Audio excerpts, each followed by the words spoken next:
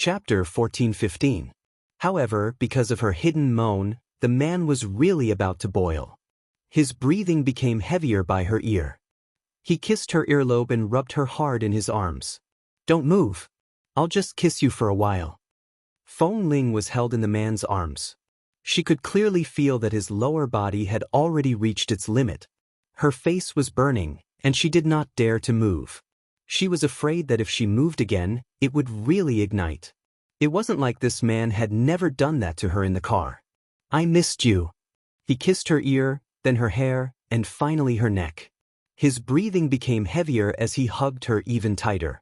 He even sat her on his lap. "I really missed you too much. Can you understand what I'm saying?" The last word gradually moved upwards, carrying a deeper meaning. Feng Ling leaned in his arms and looked at him. "So, the gauze on your eyes has just been removed. You didn't rest in the hospital for another day and directly came over?" The man curved his lips and kissed the tip of her nose. "What else did you think? Do you have any self-awareness as a patient? It's only been a few days since the surgery. Your body is still—" Li Nanheng lowered his head and bit her nagging lips. He called her lips and said hoarsely, "Don't you know how my body is? Patient? That was a few months ago. It's just a minor surgery on my eyes. I can be discharged in 3 or 4 days. Do I need to stay at home to recuperate?" As he spoke, he kissed her lips again and held her in his arms. He held and kissed her as though she was a treasure and continued to bite her lips. "The first thing I did after I could see was to come and see my wife. Am I wrong? All right. You're right. Why don't you bring a pair of glasses out to block the wind?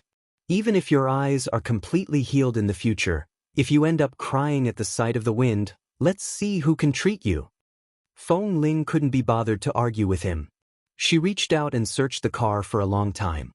She found a pair of sunglasses in the glove compartment and put them on for him. Fortunately, when he came to New York, he also asked someone to drive this car over. This pair of sunglasses was the one he wore when he brought him to the supermarket.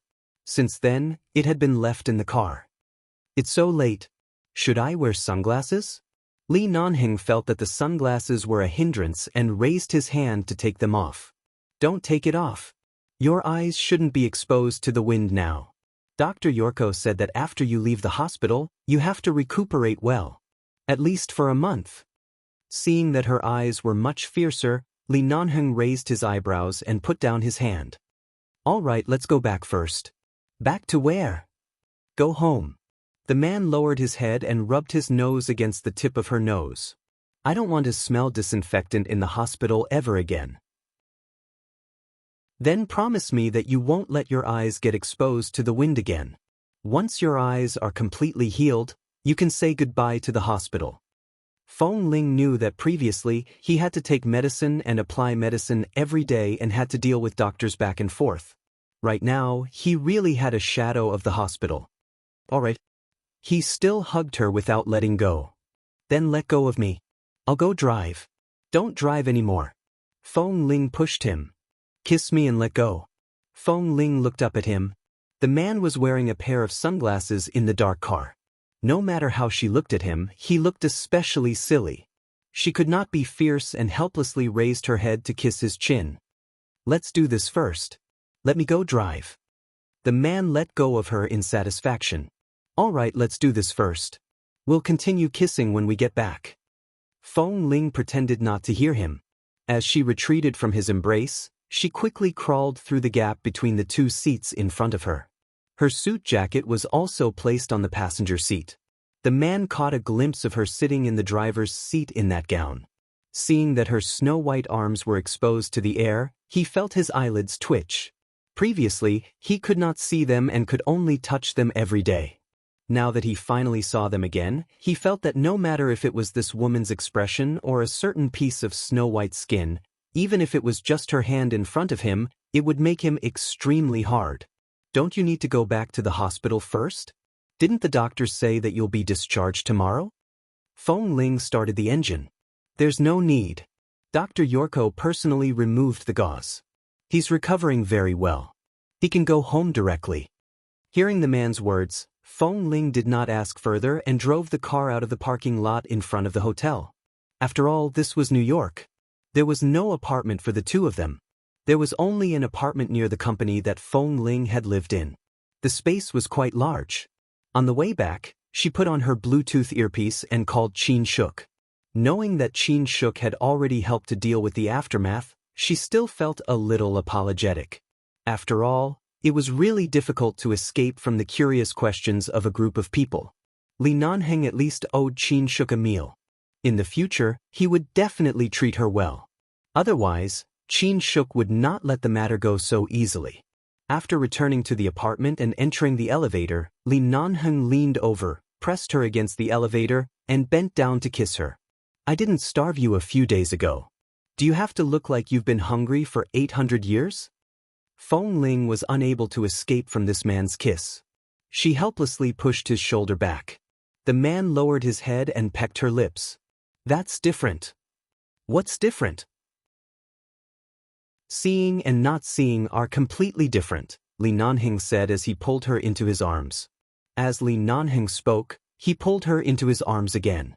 When the elevator stopped, he brought her out of the elevator. The moment the door opened, Li Nanheng pushed her into the door. He was clearly very anxious. However, after entering the door, Fong Ling had just raised her hand to turn on the lights. Before she could take off her shoes, the man suddenly picked her up by the waist and carried her into the bedroom.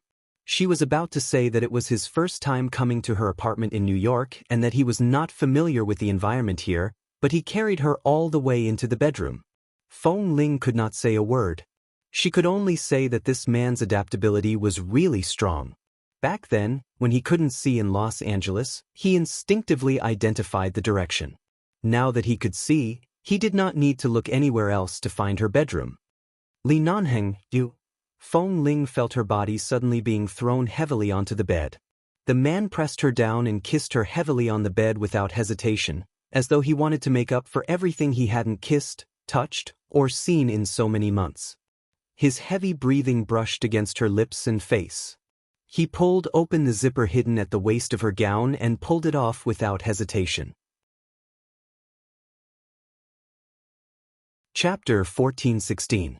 Fong Ling found that she really had no strength to resist. Even if she had the strength, as long as she met Li Nanheng's gaze, her entire body would soften. The scene of this man covered in blood at the Gorkin farm was still vivid in her mind. Now he was finally standing in front of her. The wounds on his body had healed, and his eyes could be seen. Her heart skipped a beat. While the man was focused on undoing their clothes, she raised her hand and touched the corner of his eyes. She then slowly stroked the corner of his eyes to the space between his brows. She then moved down bit by bit and stroked his eyelids. The man did not say anything. Because of her actions, he pinched her hand and kissed the back of her hand, palm, and fingers. This kiss was very hot, but also very gentle. In the end, he bit her fingertip and said hoarsely, "Fool, come back to your senses. You're not dreaming." Fong Ling abruptly came back to her senses. Facing his gaze, the man lowered his head and kissed her between her brows. His hands did not stop moving as he removed all the obstacles on their bodies. The moment their skin pressed against each other without any obstacles, Li Nanheng sighed in satisfaction. Throughout the night, Fong Ling's gown had been torn out of shape and thrown to the ground. From time to time, the bed would shake, and from time to time, there would be the sound of the man's heavy breathing and the woman's unbearable moans. For 2 consecutive days. Fong Ling couldn't believe it. She had actually been tied to the bed by Li Nanheng for 2 days. After eating, he would continue. After showering, he would continue. Even when she was so tired that she wanted to carry him to sleep, he would move on his own. After 2 days, no matter how good Fong Ling's stamina was, she was already seeing stars. Several times, she wanted to beat him up, but she couldn't beat him. In the end, she didn't know if she had fallen asleep or fainted from exhaustion. In short, she refused to move again. At noon 2 days later, Fong Ling raised her head from under the blanket.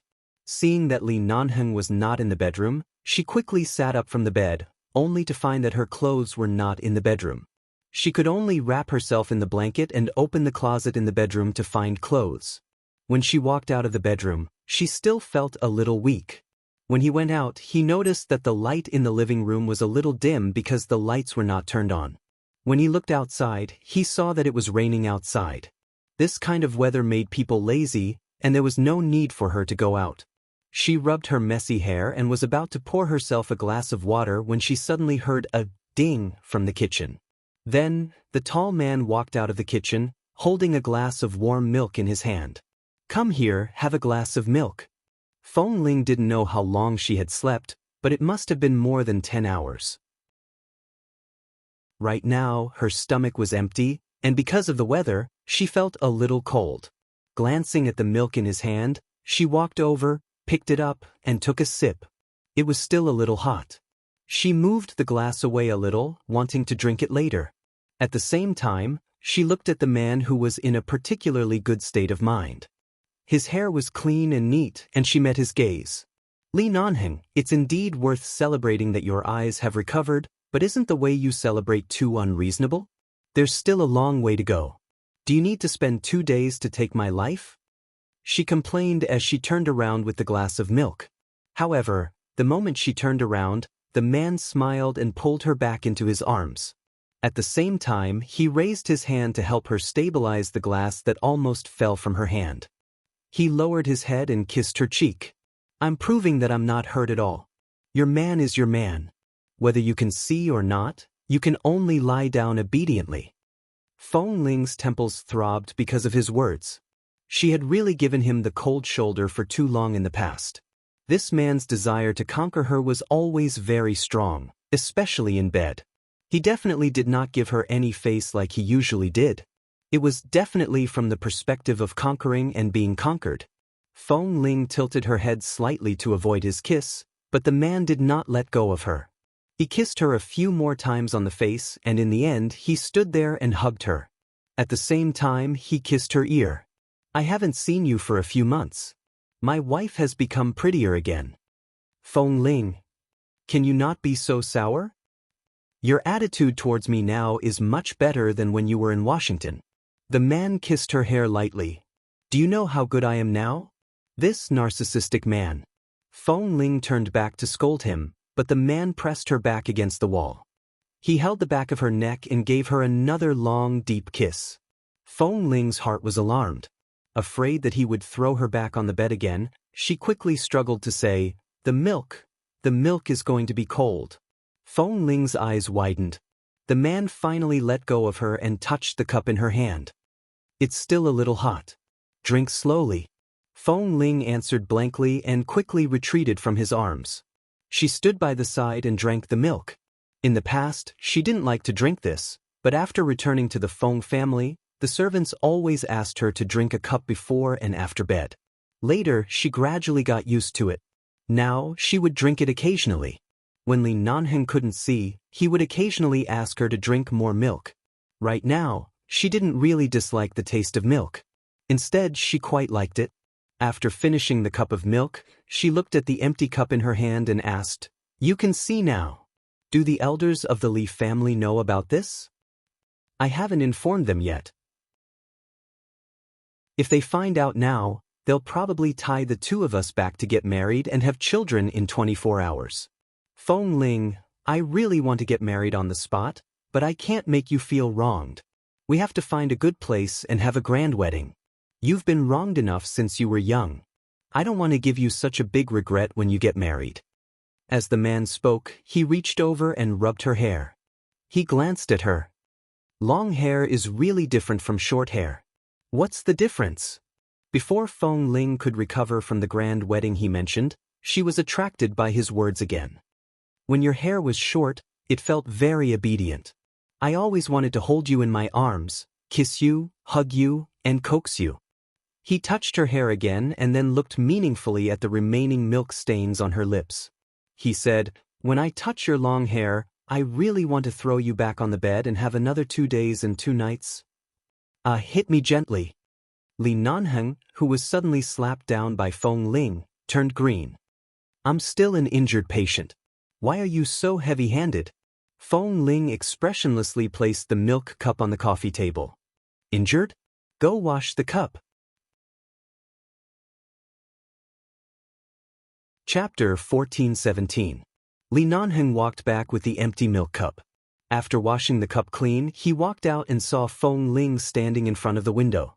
Outside the window, it was raining and thunder was rumbling, but inside the window, it was as warm as spring. To him, it had been too long since he last saw her. He missed her so much.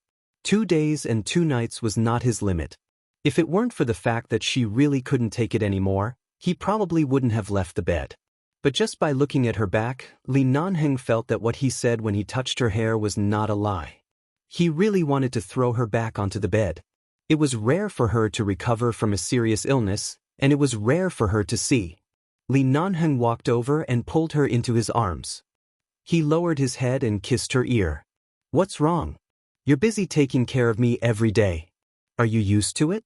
Now that you suddenly don't have to do so many things, are you not used to it?" "No, I just want to sleep now." Feng Ling's waist and legs were still sore, and the weather outside was not suitable for going out. Looking at the heavy rain outside, the raindrops kept hitting the window.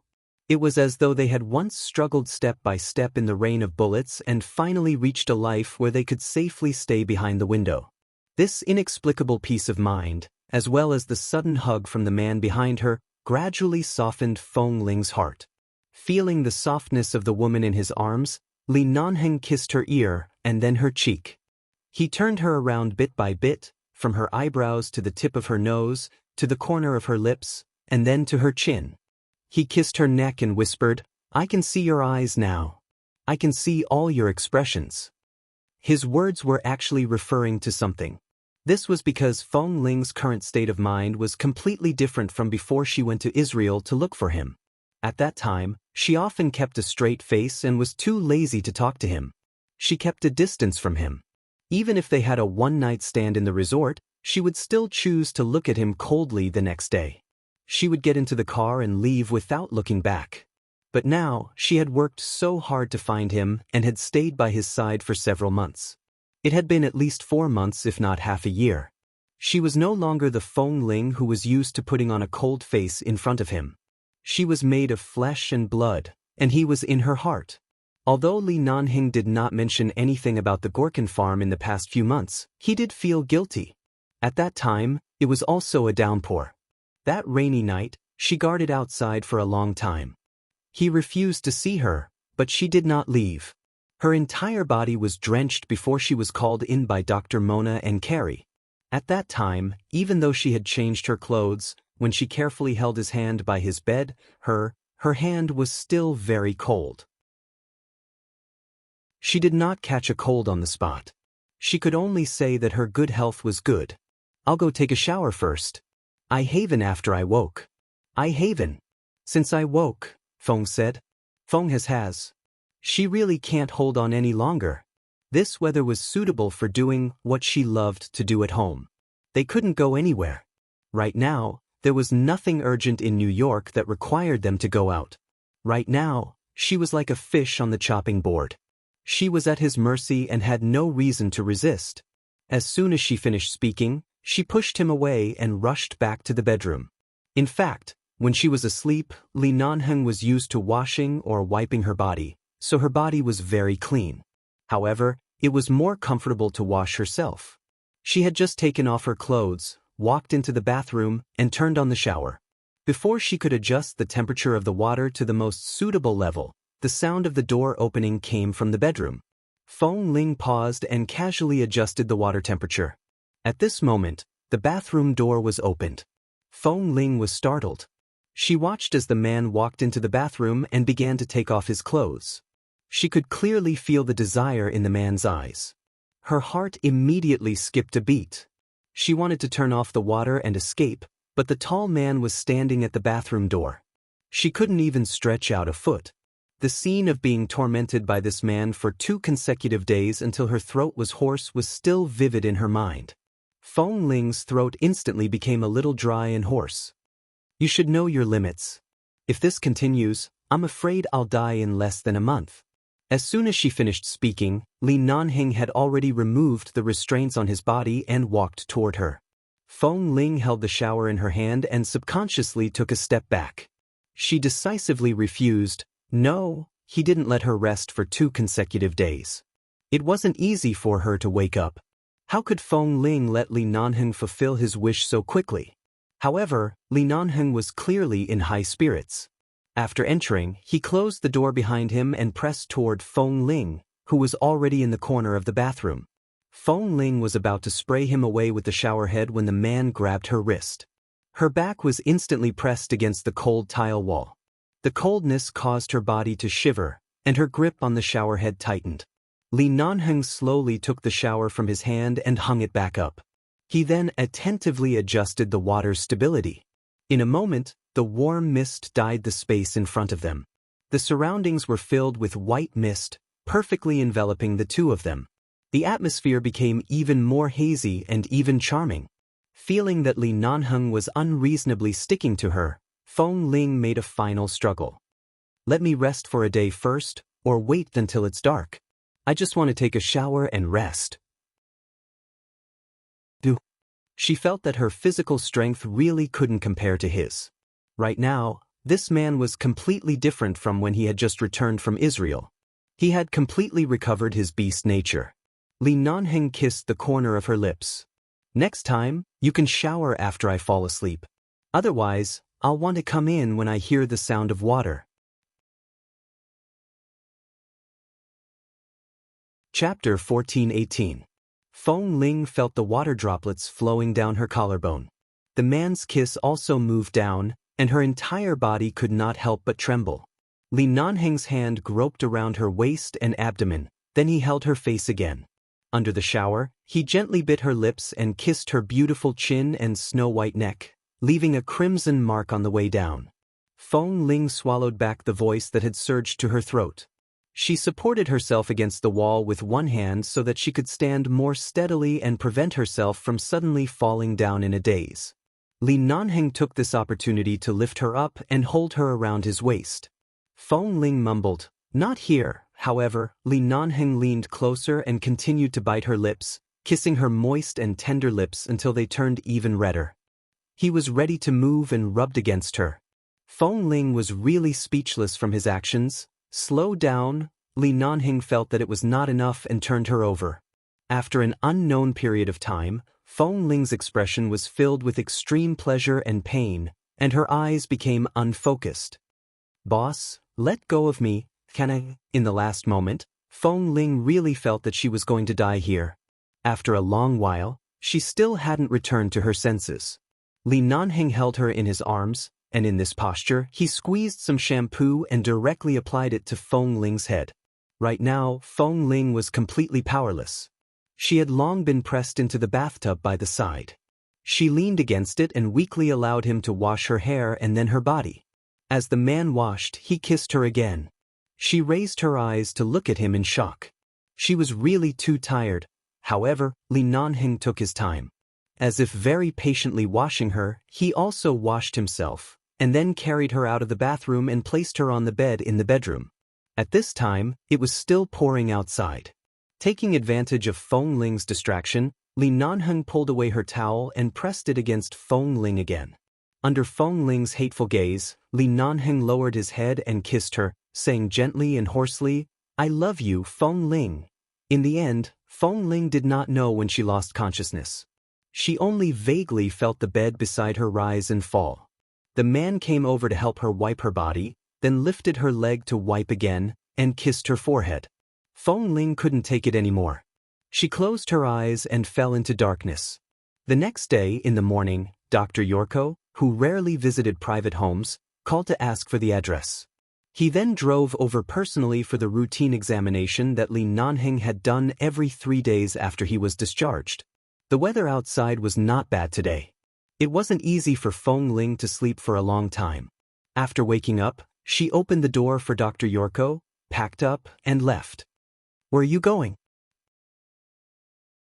Seeing that she was about to go out, Li Nanheng, who had just been helped by Dr. Yorko to sit upright on the sofa, shifted his gaze in her direction.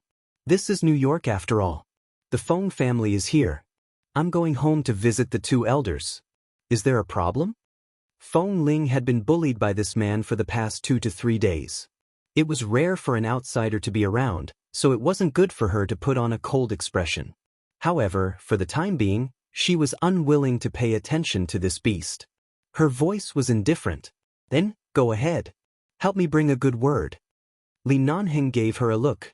Feng Ling pretended not to receive his gaze and turned to leave. Her original intention was to return to the Feng family. After all, Li Nanheng's eyes had recovered and he didn't need to stay in New York for too long. He would probably return to Los Angeles soon. Although the Feng family had an old residence in Los Angeles, she still had to ask the two elders if they wanted to stay in New York or return to Los Angeles with her.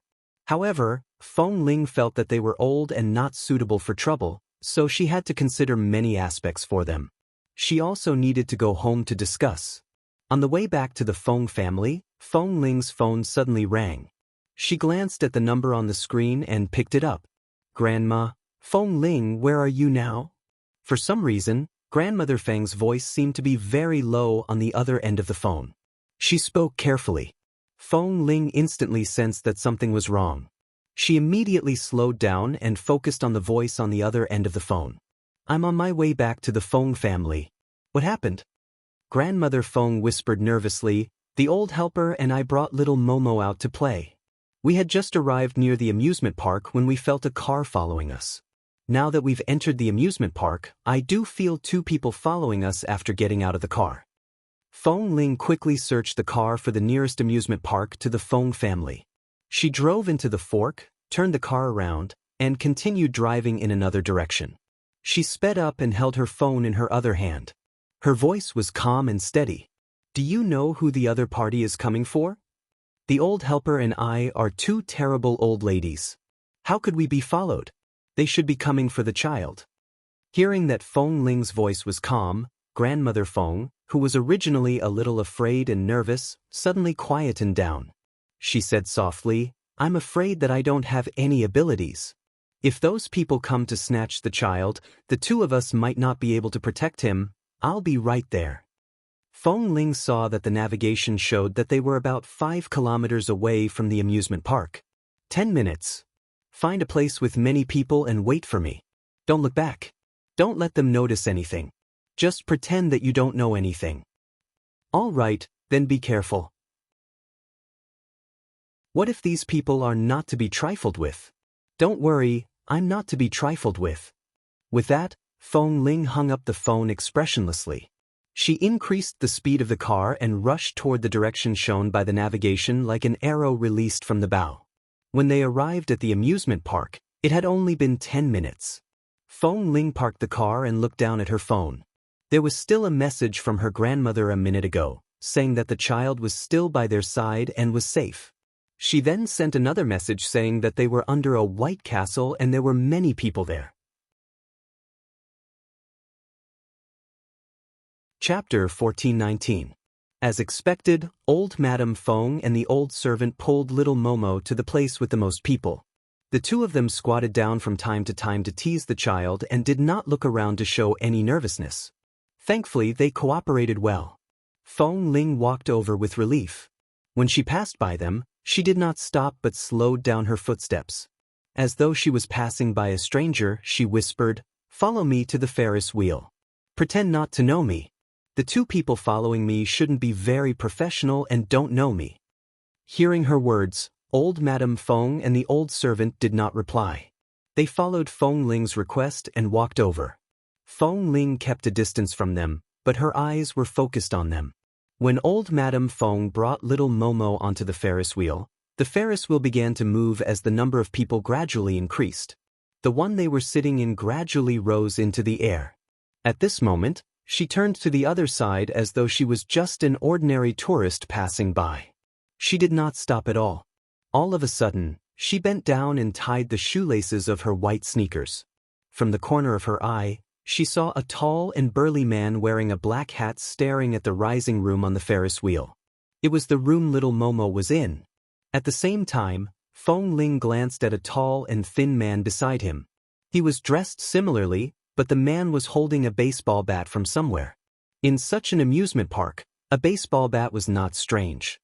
He tapped his palm back and forth and stared in the direction of the Ferris wheel, seemingly a little impatient.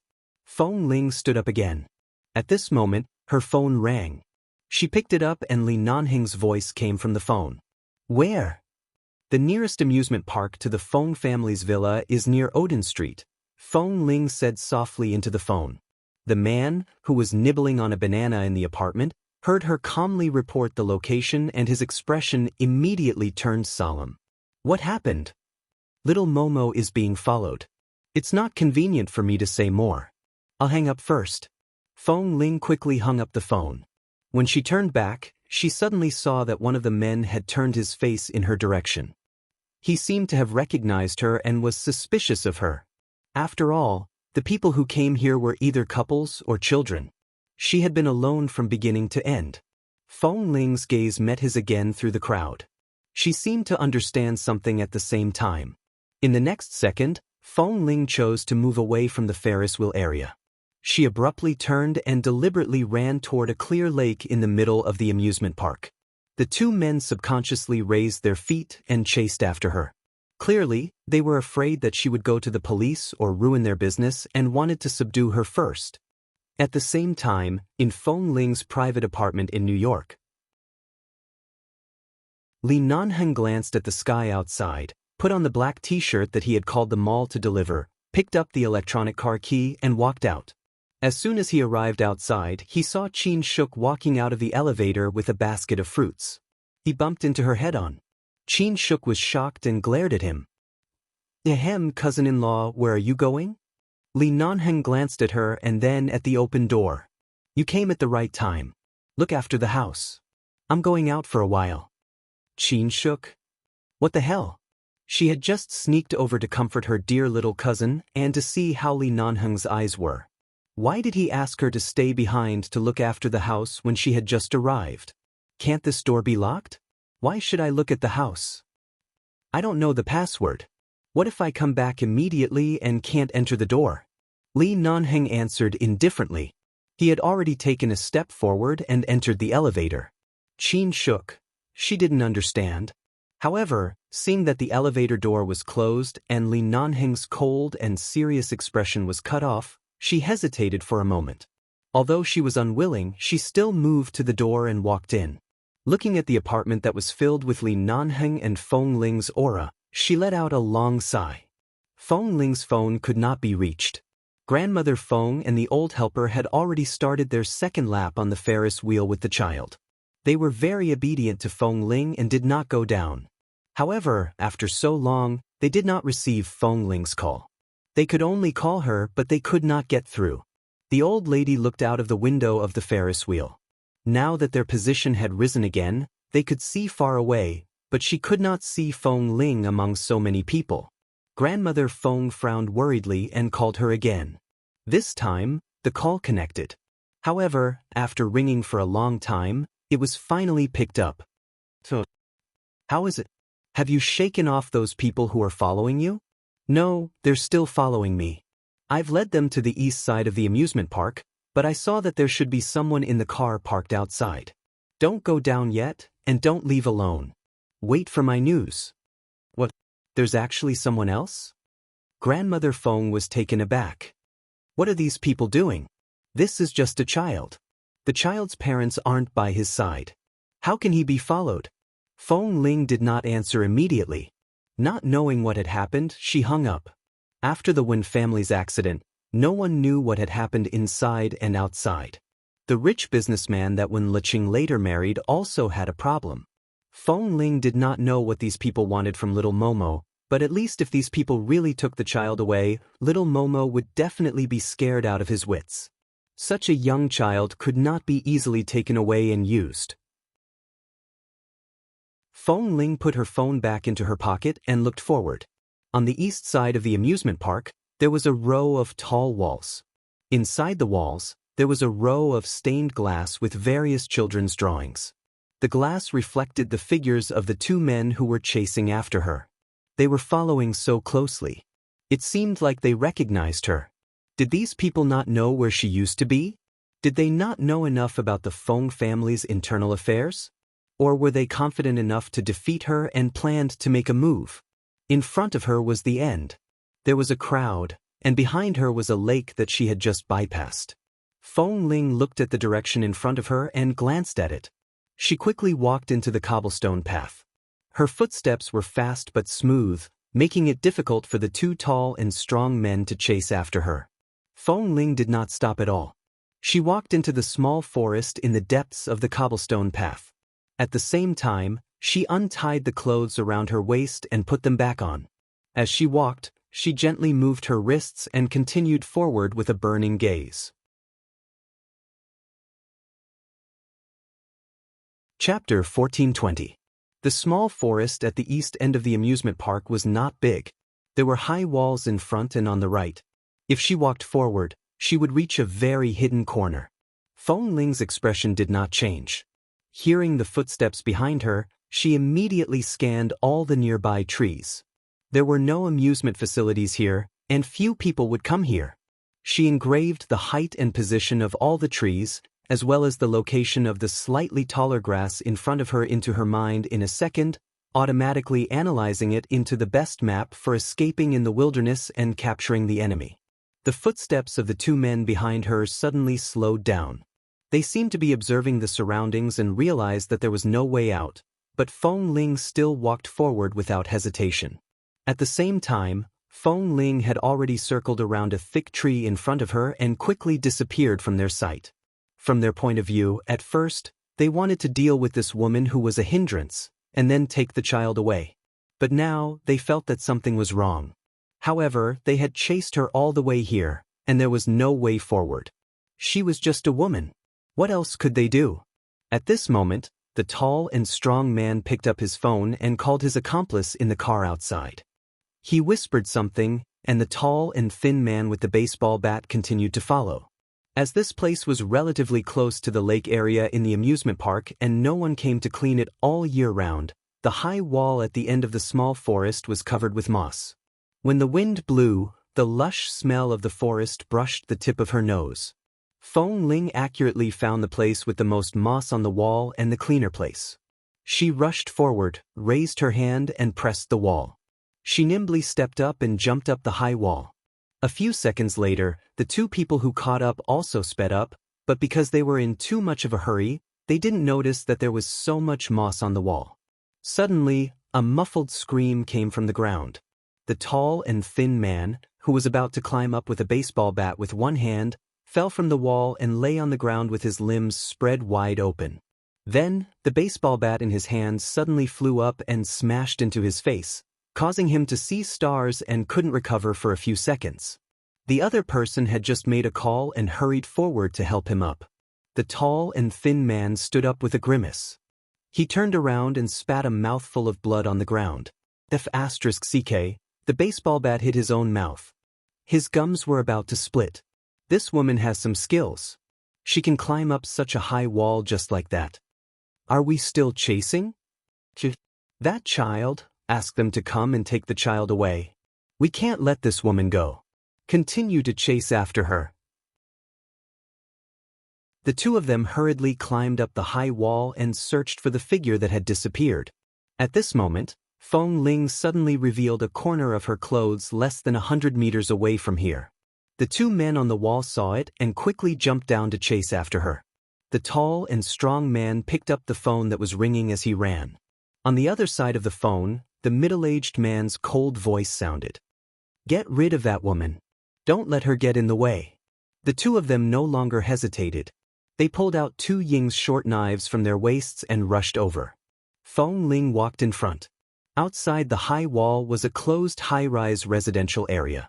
There were about dozens of buildings in the residential area. She circled around the landscaped garden behind the residential area and headed straight for the door of a tall building that had just been opened by a person. She grabbed the door in time before it closed and quickly walked in. She did not follow the person to the elevator but turned around and ran up the escalator. Just as she had expected, the moment she ran up to the third floor, the door downstairs had already opened.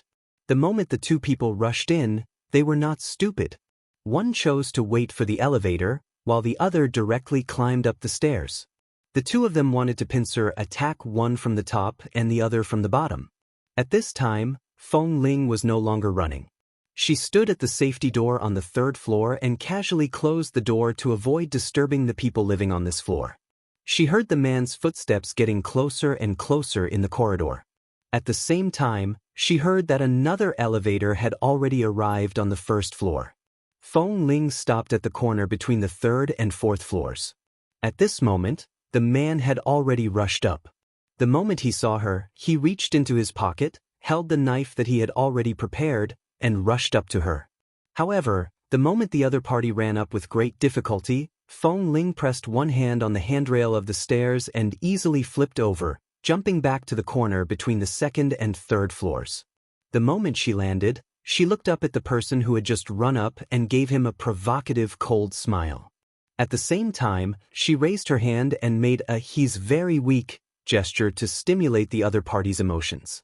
When the other party cursed with a livid face and also wanted to jump down, Feng Ling only took a slight step back to avoid being hit. However, the second before the other party landed, she raised her leg and swept it forward, successfully tripping the other party. Then, she locked one of his arms behind his back. She twisted her hand and snatched the ying knife from his hand. She raised her leg and kicked the back of his knee. The tall and strong man, who was probably twice as heavy as her, cried out in pain and knelt to the ground. At this moment, another tall and skinny man who had already taken the elevator upstairs quickly came down from the 6th or 7th floor with a baseball bat in his hand. When he heard his partner's screams, he quickened his pace and rushed to this floor in a few steps. The moment her gaze met Feng Ling's, Feng Ling kicked the man's wrist away. As he staggered to his feet, she quickly picked up the knife on the ground. As usual, she pressed it against the staircase railing and easily flipped and jumped. She had already landed at the junction of the first and second floors. She then turned and rushed out. After opening the door and rushing out, Feng Ling first circled to the back of the building and glanced at the nearest building. At the same time, she saw two large trucks by the side that should be used for moving. Generally, cars were rarely allowed to enter this kind of enclosed community unless it was for moving. According to normal thinking, it would be more suitable to hide behind another building, but she didn't want to hide, so she went to the back of one of the cars. Taking advantage of the fact that there was no one beside the car, she climbed up and jumped into the car with a lot of furniture. She then squeezed into the wardrobe and refrigerator box. Her phone quietly lit up in her pocket. Earlier, she had already turned it to silent. She looked down and saw that it was a call from Li Nanheng. It was not convenient for her to answer it now, so she did not take out her phone.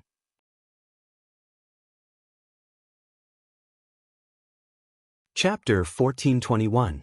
At this moment, a few people came over from the side of the train and were moving things out. These people were all local Americans. Most of them were workers and the bosses of the moving company. Feng Ling listened to them arrange which things to move first. After confirming that they did not intend to move the largest wardrobe and refrigerator, she squatted there and did not move. At the same time, the two stalkers had already caught up with them. When they saw the two trucks and the few people beside them, and then saw the things they were moving out, they immediately walked over and circled around the back of the truck. After confirming that there was nothing in the truck, they turned around and went straight to the building in front of them to chase after them. When the workers beside the truck left with the things, Feng Ling leaned inside and listened for a while before getting up and going out. Just as she jumped out of the carriage, she suddenly bumped into someone. Her entire face almost bumped into his arms. Feng Ling staggered half a step and instinctively raised her hand. Before she could recover from the pain in her nose, she heard the man's voice. "You're not answering the phone?" Feng Ling looked up and saw that Li Nanheng was standing in front of her. His cold brows were slightly raised. Her expression instantly relaxed. "I was hiding from someone earlier. I was afraid that I would make a sound, so I didn't answer. The phone is silent in my pocket." At this moment, the two people who had just bypassed the building seemed to have sensed that something was wrong. They suddenly turned back and happened to see the man standing with Feng Ling. The moment they saw Li Nanheng, the two of them exchanged puzzled looks as though they were considering if they should go over. "Didn't you say you were going back to the Feng family? Why did you come out alone in broad daylight?" Li Nanheng had a smile on his face that the two people standing far away could not understand. They could not hear what he was saying, but they were certain that he and Feng Ling knew each other. How did you come here? Have you gone to see little Momo? Feng Ling leaned toward the back of the truck and asked softly. When I passed by the Ferris wheel, I saw your old madam with her servants and children. I've already arranged for them to be in the security room of the amusement park. I called someone to guard them. Don't worry. With the experience of fighting together many years ago, she could immediately understand each other's thoughts with just a glance and a word. Just now, she was indeed trying to buy time for the old man and the child to be rescued, and she also knew that Li Nanheng would definitely come after the previous call. Feng Ling was relieved and didn't ask any more questions. She turned to look at the two men and said lightly, "It's good that you've successfully moved them away. There's no need to continue walking the dog. You can start killing." Li Nanheng glanced at her, and Feng Ling also turned to look at him. They looked at each other tacitly. When she looked up, she saw the black light in the corner of the man's eyes. She knew that the man's eyes were really gradually recovering. It wouldn't affect anything even if he came out alone. The two of them were very close, so close that her hand was almost pressed against the man's muscular forearm. Li Nanheng, who had almost recovered to his previous state, was standing beside her.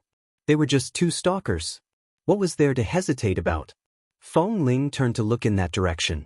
Not far away, the man holding the baseball bat received Feng Ling's gaze and immediately sized up Li Nanheng warily.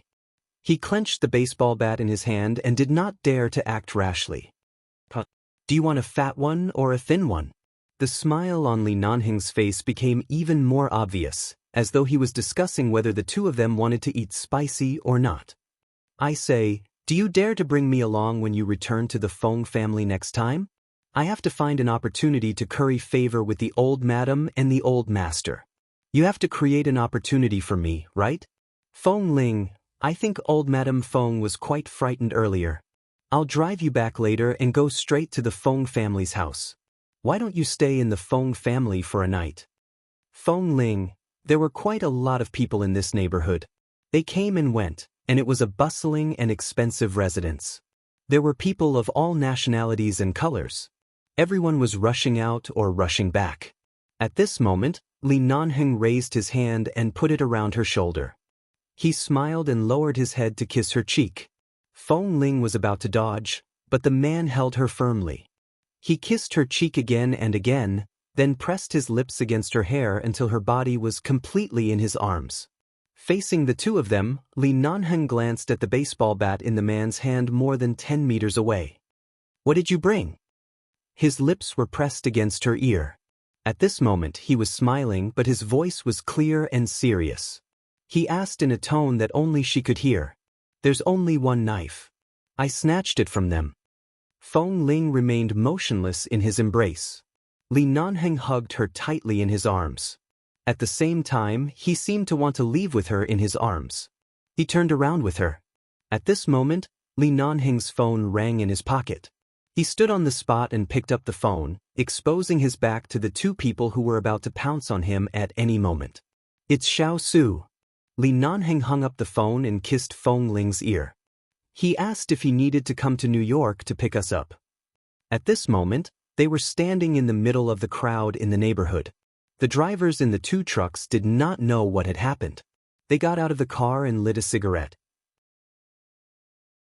Li Nanheng glanced at them and walked over. Brother, can I borrow a cigarette? For a moment, Feng Ling didn't know if he was addicted to smoking or something. She quickly reached out to pull his hand back and whispered with her brows pressed down, You're not allowed to smoke. You haven't smoked in the past few months. If you quit, then quit. Why are you still smoking? Li Nanheng lowered his head to look at her and smiled. If you say that you want me to quit smoking and drinking in order to have a healthy child, I promise that from now on, I'll wear a mask when I go out. I won't even smell secondhand smoke. In the end, you ran out to walk the dog alone. You don't have the self-awareness of being a mother at any time. Can't you stop?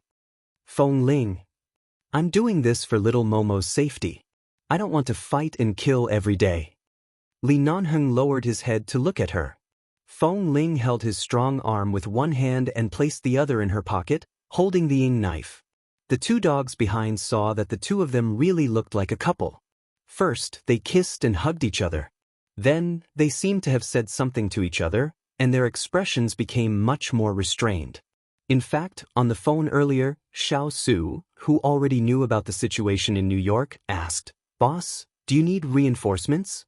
Li Nanheng answered, "Send someone to send old Madame Feng and the child back to the Feng family safely." "Don't you need reinforcements?" Li Nanheng did not answer. He hung up the phone because the two dogs approached.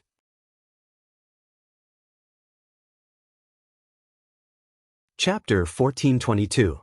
As he spoke, Li Nanheng cast his gaze into the distance as if he had really quarreled with Feng Ling. The tall and thin man with the baseball bat couldn't hold it in any longer. Taking advantage of the few people walking back and forth near them, he approached in that direction again. Feng Ling faced Li Nanheng with her back to the two people behind her. She read the message from Li Nanheng's firm and good-looking chin and seemingly unmoved facial expression. They were coming. Just as Li Nanheng turned back to the driver and said with a smile that he wanted to borrow a cigarette, the tall and thin man had already swung the baseball bat at Feng Ling's back. The truck driver didn't realize what was going on.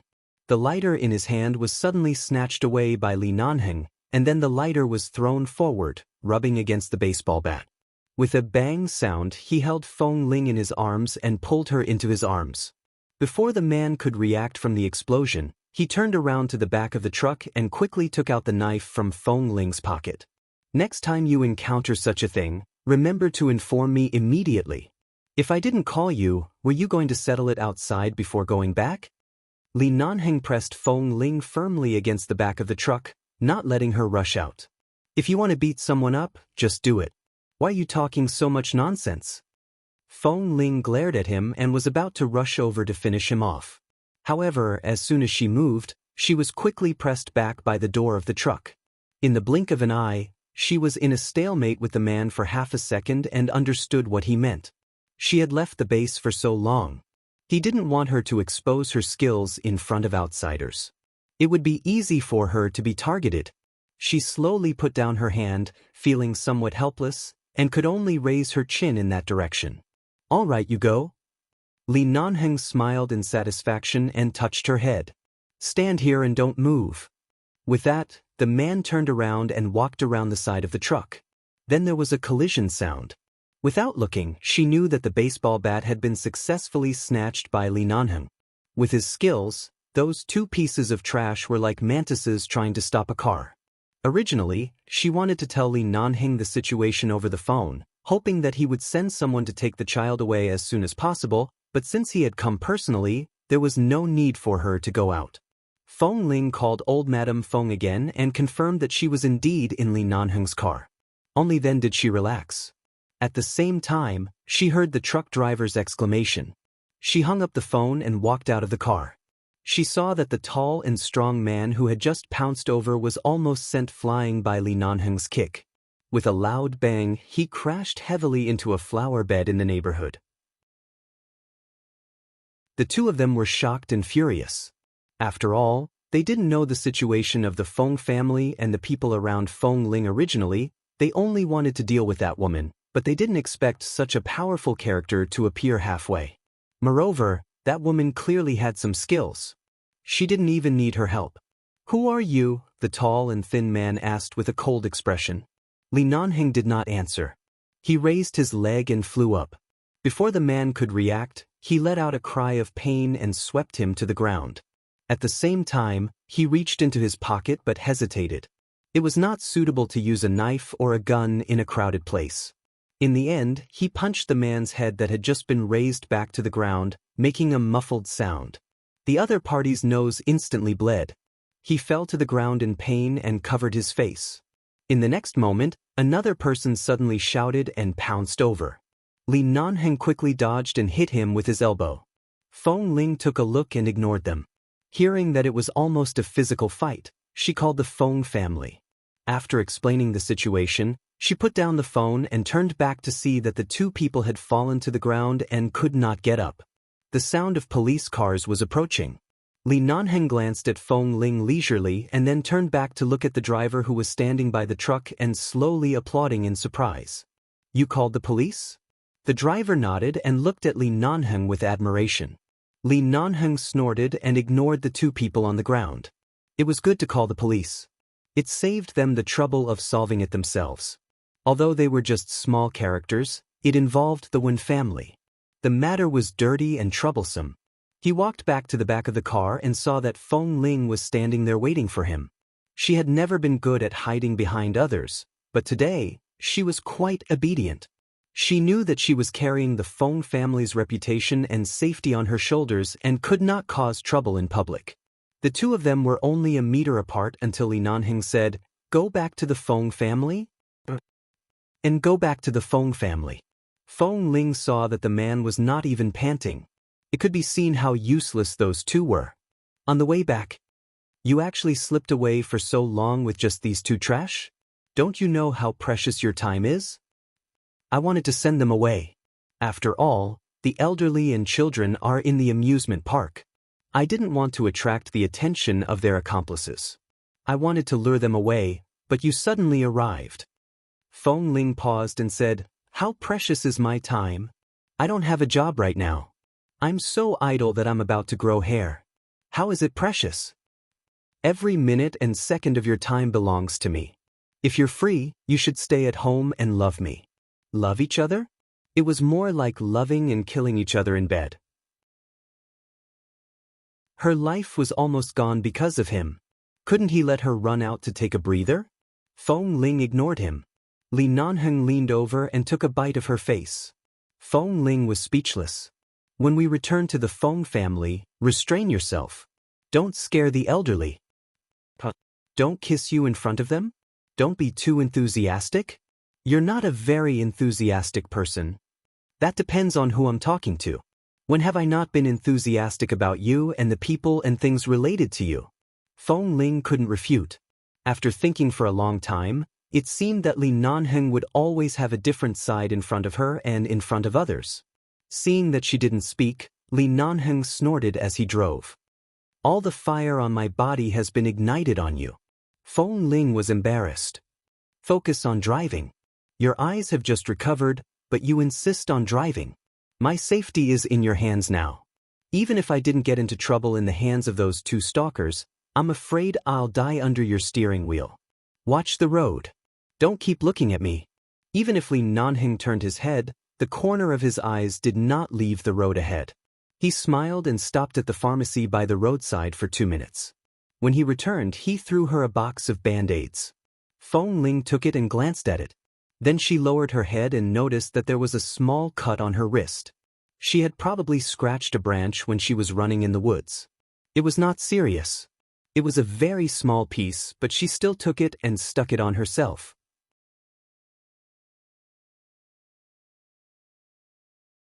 Chapter 1423. The Feng Family. Little Momo had no idea what had happened in the past few hours. After returning home, he drank some water and was brought to wash his hands by the helper. Then he was carried back to his room to sleep.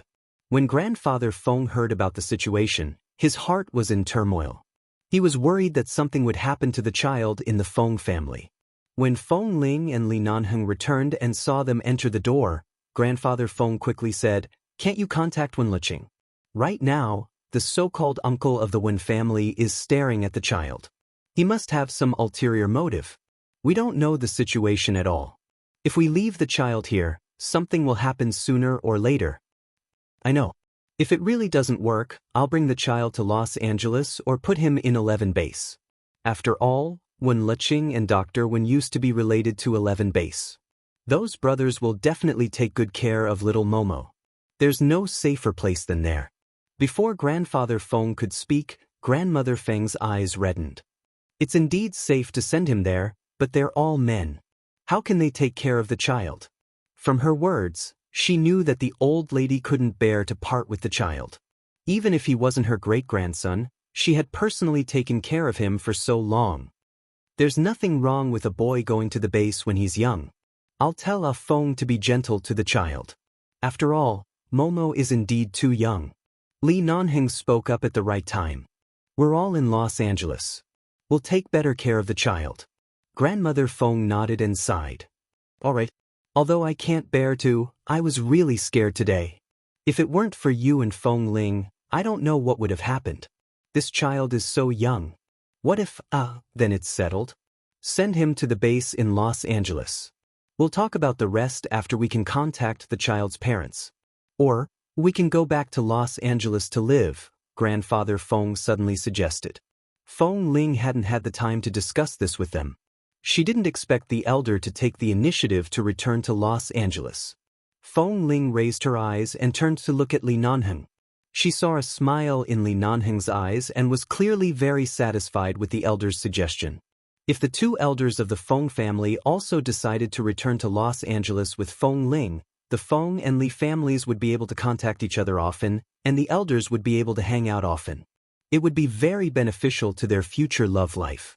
Grandmother Feng didn't seem to have thought of this. She was stunned for a moment before saying, "If we return to Los Angeles, Shook?" The headquarters of the Feng Corporation is now in New York. Since Shook has taken over, let her stay in New York to develop at such a young age. In the future, if Feng Ling isn't busy, she can come back to help her occasionally. In addition, Shook's parents and family are also in Los Angeles. She will go back during the holidays. There's no problem. After speaking, Grandfather Feng turned his attention to Li Nanheng, who had been standing with Feng Ling since he entered the door. He looked at him seriously for a while and asked, "How have you been recently? Are your eyes healed?" Li Nanheng curved his lips and smiled politely at Grandfather Feng. "All right, thank you for your concern, Elder Feng." Looking at Li Nanheng, who was standing by Feng Ling's side, Elder Feng couldn't help but recall when the Feng family wanted Feng Mingzhu to marry him.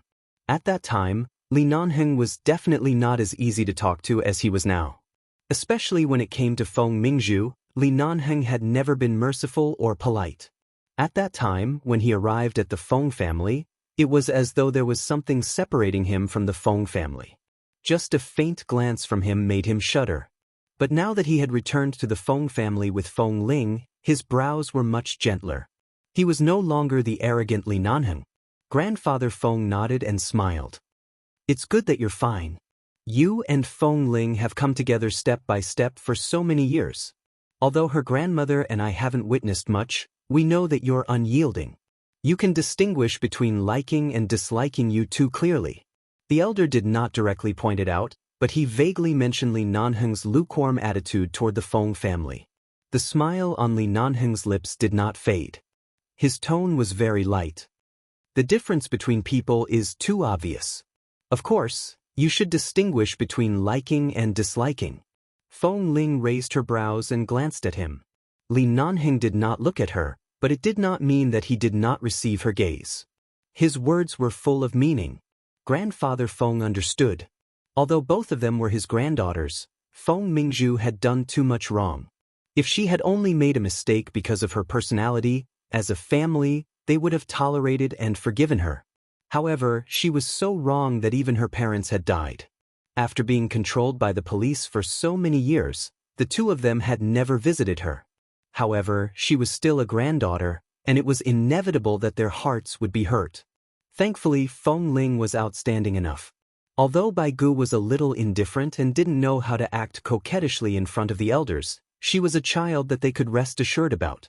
In the past few years, the two of them had felt much better. Grandma Feng didn't want to think about those things anymore.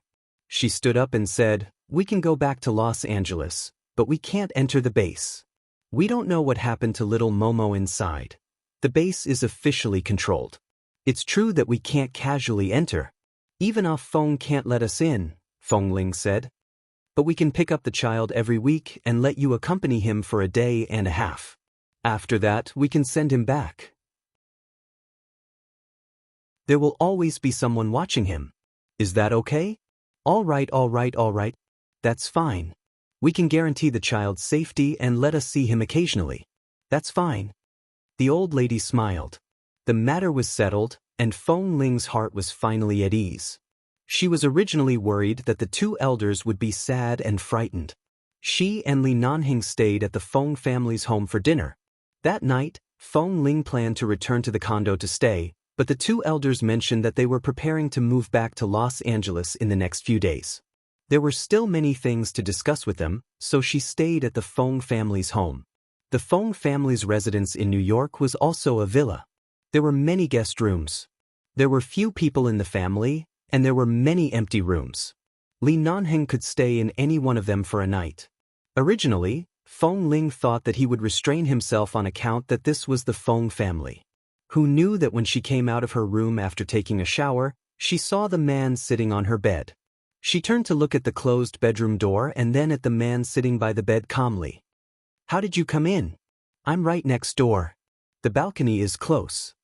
The man raised his chin toward the balcony outside the window and raised his brows.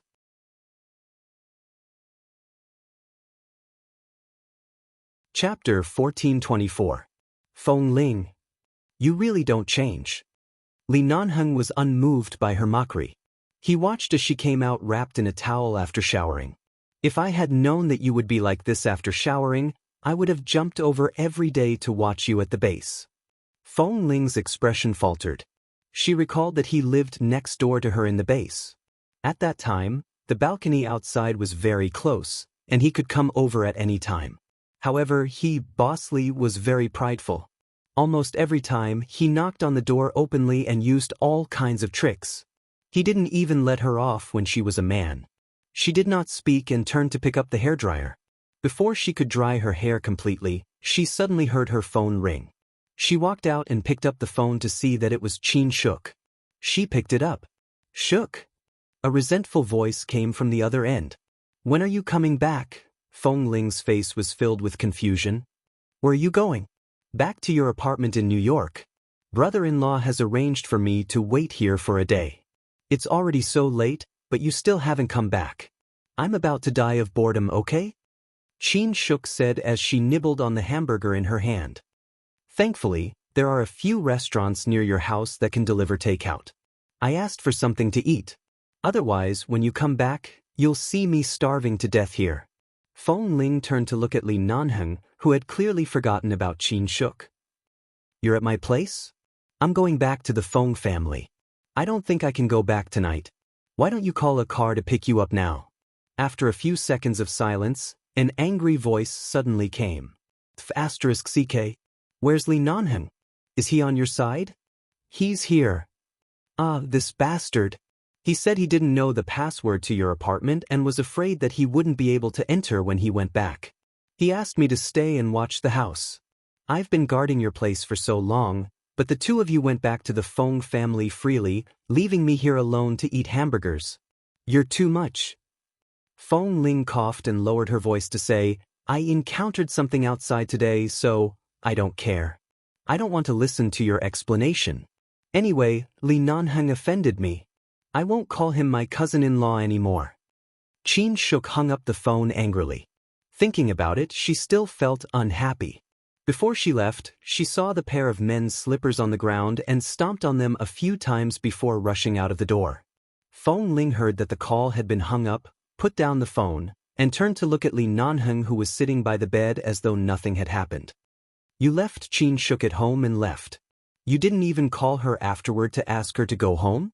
Li Nanheng glanced at her, his attitude sincere and serious, without the slightest hint of remorse.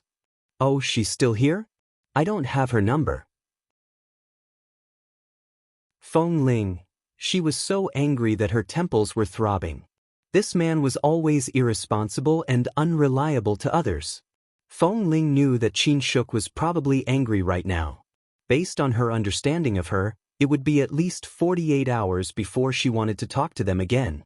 She lowered her head and held her phone, seriously sending a message to Qin Shuk to apologize. As she was sending the message, she suddenly felt a warm breeze on her hair that had not been completely dried. She turned her head and saw that Li Nanheng had gone to the bathroom to take out the hairdryer and was drying her hair. She glanced back at him. "It's useless to coax me now. Qin Shuk is angry." And what did she say? Li Nanheng didn't think much of it. He gently lifted her hair with his hand. He had never done such a thing before and didn't know how to blow it, but he still tried his best to keep the hairdryer at a certain distance from her hair and slowly blew it. "She said she will never call you cousin-in-law again." "Oh, she can call me whatever she wants. Anyway, The position of cousin-in-law belongs to me. Feng Ling didn't know whether to laugh or cry. After sending the message, she turned around and snatched the hairdryer back. I'll blow it myself. Go back to the guest room to sleep. Li Nanheng had no intention of leaving. The guest room is too cold. It's summer now. Oh, then it's too hot.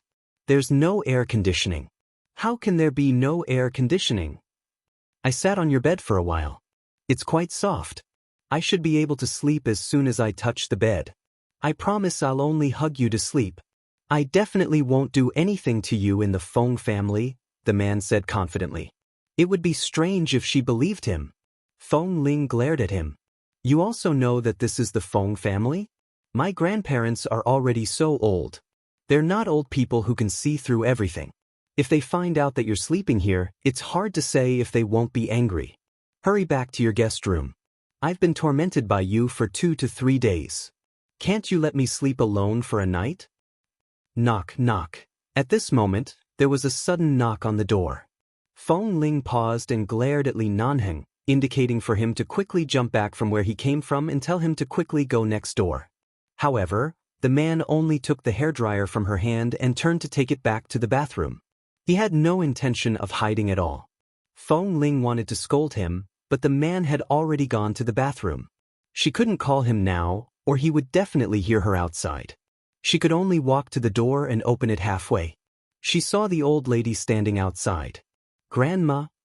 When are you and Nanheng leaving for Los Angeles? The old lady saw that the door was only half open. Even though she couldn't see anything, she didn't push the door open. Instead, she stood outside the door and asked with a smile. In the next 2 days. This time, I came back to New York mainly to treat his eyes. I also accompanied Shu Ku to attend a dinner party set up by a few partners who helped the Feng Corporation. The itinerary is almost over. Seeing that she had no intention of coming in, Feng Ling released her hand from the door. Her previous reservations were gone. Then let's go back together. Your grandfather, your family's servants, and I will take a car alone. When we return to Los Angeles, the Feng family's relatives will come over to help pack up. You two don't have to trouble yourselves. Live well together. Besides, Nanheng isn't young anymore. It's time for you two to have an ending.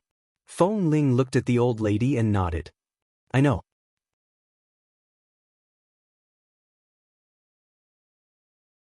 Chapter 1425.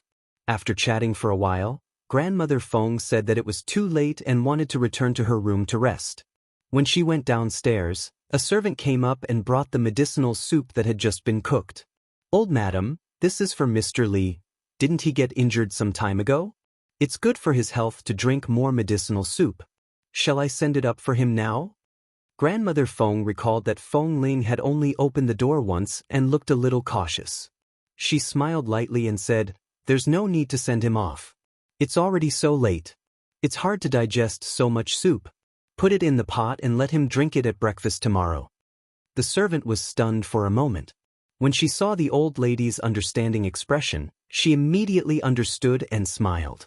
All right, I'll put it back first. In the room, Feng Ling's eyes were a little red because of what her grandmother had said, but it was not obvious. When Li Nanheng walked over and saw her standing in front of the door, he walked over and rubbed her head before pulling her into his arms. I heard what the old lady said. Her heart really aches for you. You should be relieved that you're no longer the little wolf girl who doesn't have a family. You have a family, and your family will love you. Everyone acknowledges your excellence. That's enough. Feng Ling obediently stayed in his arms. After a while, she said, Grandma should know you're here. Then you can sleep here. Li Nanheng raised his brows. Before he could speak, he heard her say, Remember what you said earlier. Just sleep. Don't move. He chuckled. A week later. Los Angeles. I didn't expect that although the people in the base are all rough men, they actually like children. Little Momo isn't afraid of strangers. When he knew that we were sending him over, he obediently allowed them to tease him. He didn't cry or make a fuss. Grandmother Feng sat in the car leaving the base with a relieved expression. Momo is young, but she is sensible. I remember that when Leching was also a very sensible child back then. I just don't know what happened to her in the past few years. Grandfather Feng sighed and then looked back at the base that was getting further and further away. Recently, Li Nanhing's eyes had just recovered. He wanted to drive several times but was rejected by Feng Ling.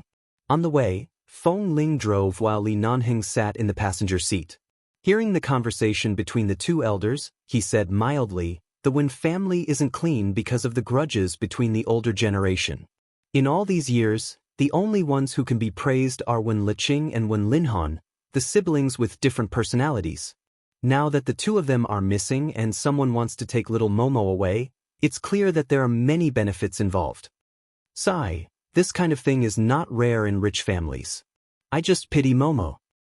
Everyone grows up in a different environment. It's all arranged by fate. Boys encounter more things when they're young, and they'll be more responsible when they grow up. Don't think too much about it." Madame Feng patted her shoulder. "Look at our Feng Ling. She encountered no less than Momo when she was young. She's so outstanding now." Feng Ling, who was focused on driving, was praised again. She was no longer as uncomfortable as before. Instead, she continued driving calmly and did not answer. Li Nanhing suddenly added, "So in the future, our child will definitely be as obedient as her." Feng Ling almost stepped on the accelerator as the brake. Her expression instantly changed from calm to strange. The atmosphere between the two elders of the Feng family suddenly fell silent for a few seconds. Then, they suddenly burst into laughter. "Then when do the two of you plan to give birth?" That's right. Can't you tell how much we like children? We can dote on little Momo so much. If you quickly give birth to one, we can help you look after the child in the future." Feng Ling, Li Nanhing nodded. "It's not just one.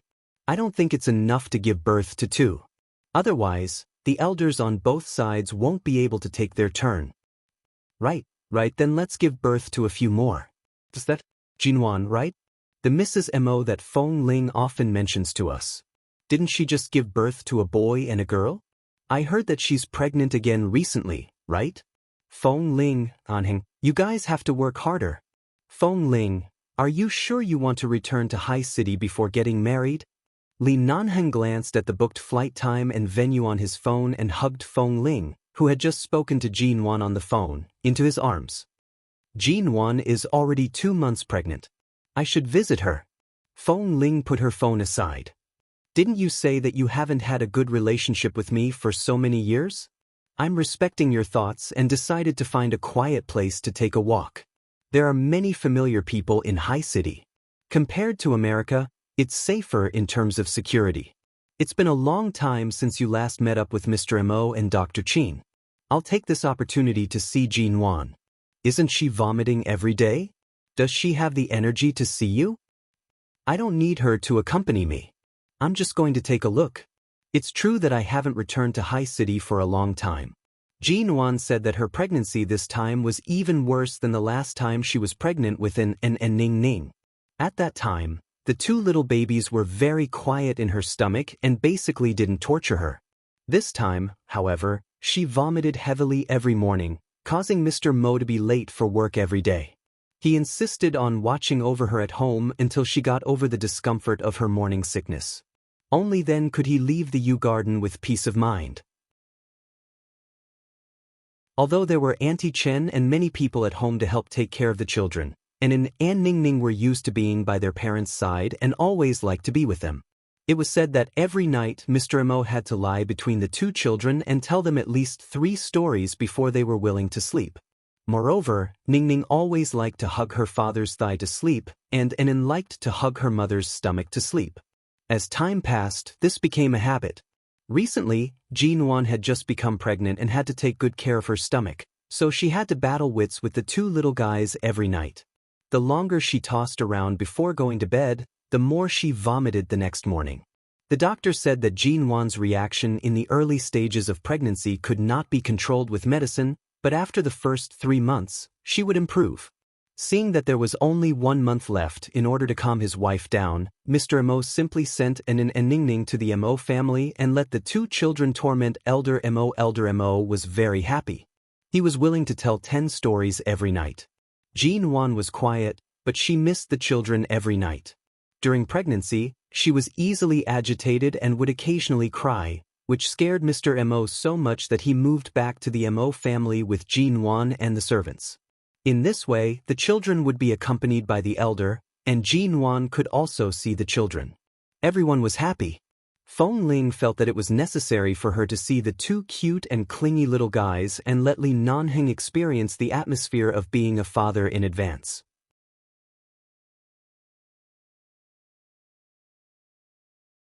Chapter 1426. High City, Airport. Jean Wan sat on a bench at the exit of the airport, crying with snot and tears. She had been crying for a full 10 minutes. Mo Jingshan coaxed her for a full 10 minutes.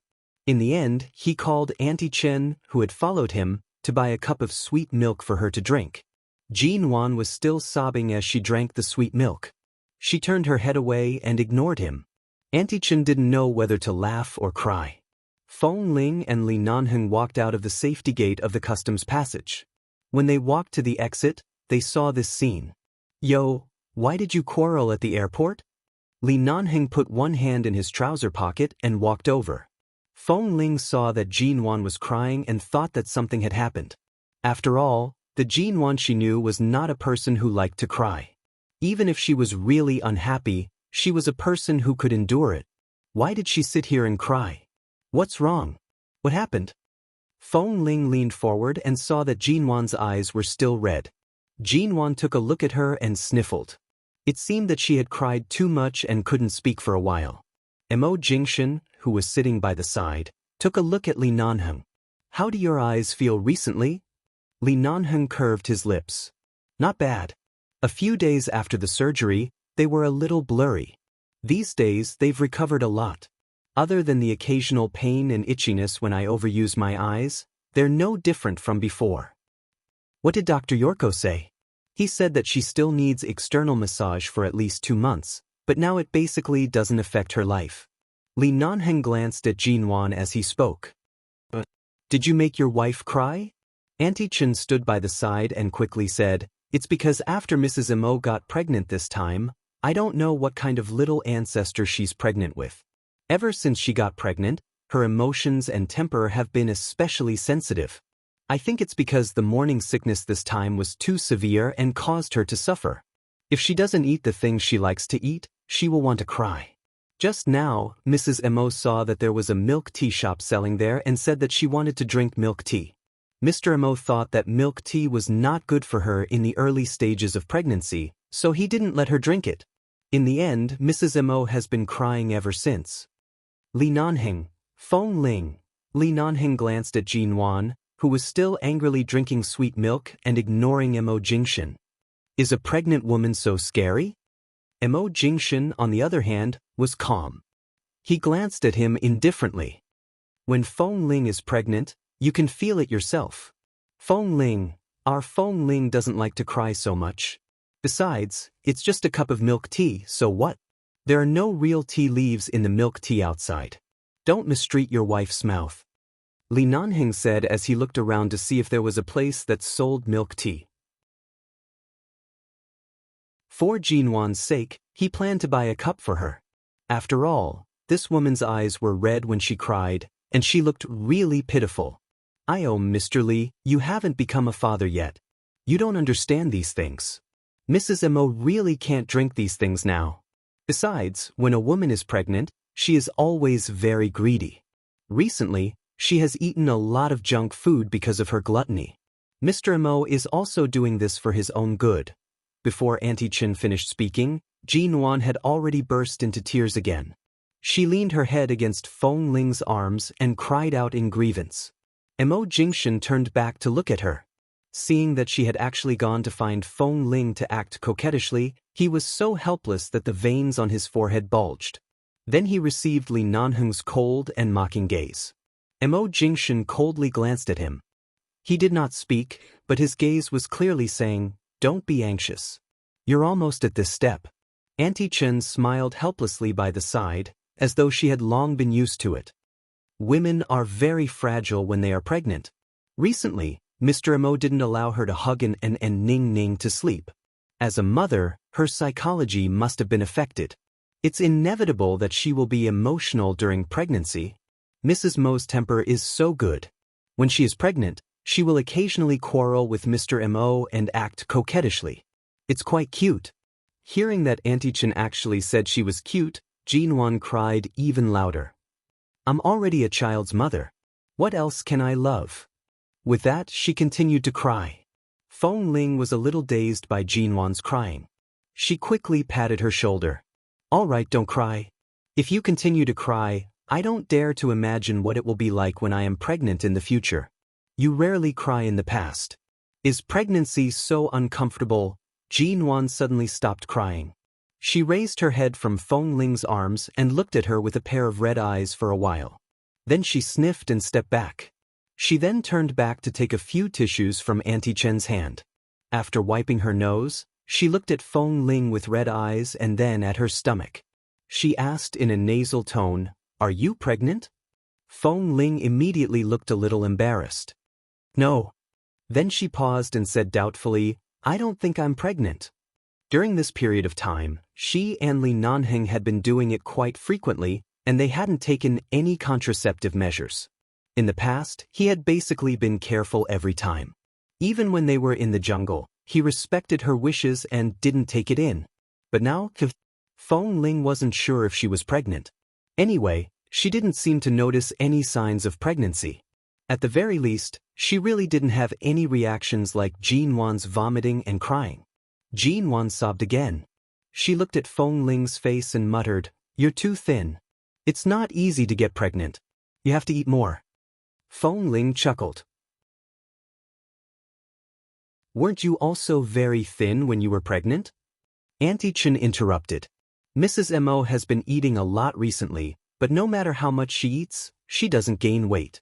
Previously, when she was pregnant with an Ning Ning, she was also fed all kinds of delicious and nutritious food by Mr. Mo every day, but she still didn't gain weight. It seems that she only gained 20 pounds during her pregnancy. After giving birth, she already lost weight before she even finished her confinement. Now it's the same. She eats and drinks every day, but she just can't gain weight. Feng Ling smiled and glanced at Jinwan again, but Jinwan began to drink her sweet milk again. As she drank, she turned her head to say to Mo Jingshan, I still want to drink milk tea. It tastes too sweet.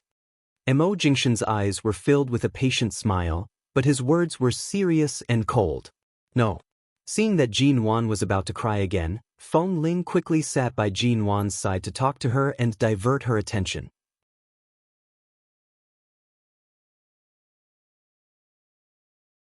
Chapter 1427. Finally, he coaxed Jinwan, who had been clamoring for a cup of milk tea, back to the car.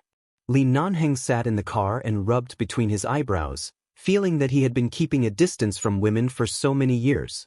Women were really King troublesome. But his Feng Ling should be fine.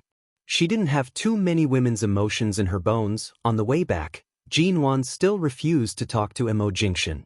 She sat in the back and chatted with Feng Ling. One moment they talked about Feng Ling in the United States, and the next moment they talked about Nen and Ning Ning. When it came to the children, Jinwan was finally diverted by the brilliance of motherly love. She happily took out her cell phone to show Feng Ling the photos of the children. The two children were almost 3 years old. They were very fair and cute. Nen was a boy and really looked like his father. It could be seen that when he grew up, he would definitely be a handsome boy on the same level as Mr. Mo. Ning Ning looked very much like Jinwan. She had Jinwan's cuteness and Mr. Mo's innate cold aura. When she grew up, she would definitely be a cute little beauty with an extremely cold appearance. Feng Ling had seen these photos before. After becoming a mother, Jinwan was really crazy about showing off the children. She would occasionally send photos of the children to Mo Jingshan. However, there were still many photos she hadn't seen. Feng Ling held her cell phone and looked at them all the way. However, because of Jinwan's morning sickness, the car was forced to stop about 3 times. Every time, Jinwan pushed the door open and got out of the car uncomfortably. She ran to the side of the road and bent over to vomit for a long time. Sometimes she spat out some water, and sometimes she just retched. Every time the car stopped, Mr. Mo would personally accompany her to get off the car. He stood by her side, wiped her mouth, handed her water, patted her on the back, and held her in his arms to comfort her. Whenever she was in pain, Mr. Mo would pat her on the back and comfort her in his arms. Whenever Auntie Chen really needed help, Auntie Chen couldn't do anything but continue to sit in the car and stare at the driver. Anyway, they were used to it. Mr. Mo always doted on Mrs. Mo. Although he was going to be a mother for the second time, he still doted on her like a little girl. Jinwan was treated almost the same as an En and Ning Ning. They were the three treasures in Mo Jingshan's eyes. Jinwan, on the other hand, was so uncomfortable that she pushed Mo Jingshan in his arms several times. Mo Jingshan patiently coaxed her. Before returning to the car, he held her in his arms, kissed her sweaty forehead, and said something in her ear. Jinwan was no longer angry with him. She obediently leaned in his arms and let him pat her back to ease her vomiting so that she wouldn't continue to feel nauseous. After coaxing her back to the car, Mo Jingshan asked the driver to drive and asked Auntie Chen to put a backrest behind Jinwan so that she could lean more comfortably. After a while, Jinwan fell asleep leaning against Mo Jingshan. Li Nanheng was very puzzled by this scene. He looked at Feng Ling, who had been sitting calmly in the back with him, and the two of them looked at each other. They had all seen with their own eyes how Jinwan cooked for the brothers in the base in the Cambodian camp after she was pregnant. She went deep into the enemy's camp to deliver food and water to Mo Jingshan, pretending to be deaf and dumb, and cooperated with those desperados. Step by step, she walked out of the dragon's pool and tiger's den safely with Mo Jingshan. At that time, Jinwan's temper was not as bad as it was now. So, Auntie Chen's little pregnancy lesson began again in the car. Seeing Jinwan fall asleep by Mo Jingshan's side, Auntie Chen felt bored sitting in the car, so she began to talk about all kinds of pregnancy knowledge. She also said that every pregnancy of a woman was different because of her physique and various aspects. Many elderly people said that pregnant boys and girls had different reactions during pregnancy. Some had very big reactions, and some didn't feel anything as if they were not pregnant at all. Auntie Chen also said that Jinwan was in a bad mood today because she vomited several times on the way to the airport. It was too uncomfortable, so when she arrived at the airport, she asked for a cup of iced milk tea. After being refused, she sat there aggrievedly. Just now, she was vomiting and carsick after pregnancy. It was too uncomfortable, and it was normal for her to be sleepy.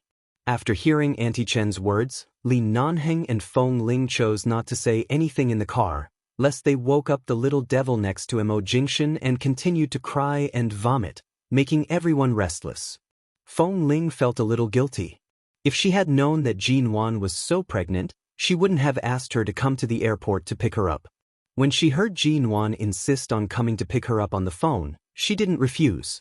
Now it seemed that she really made Jinwan suffer a lot. When the car arrived in downtown High City, Jinwan woke up. After sleeping, she felt much better.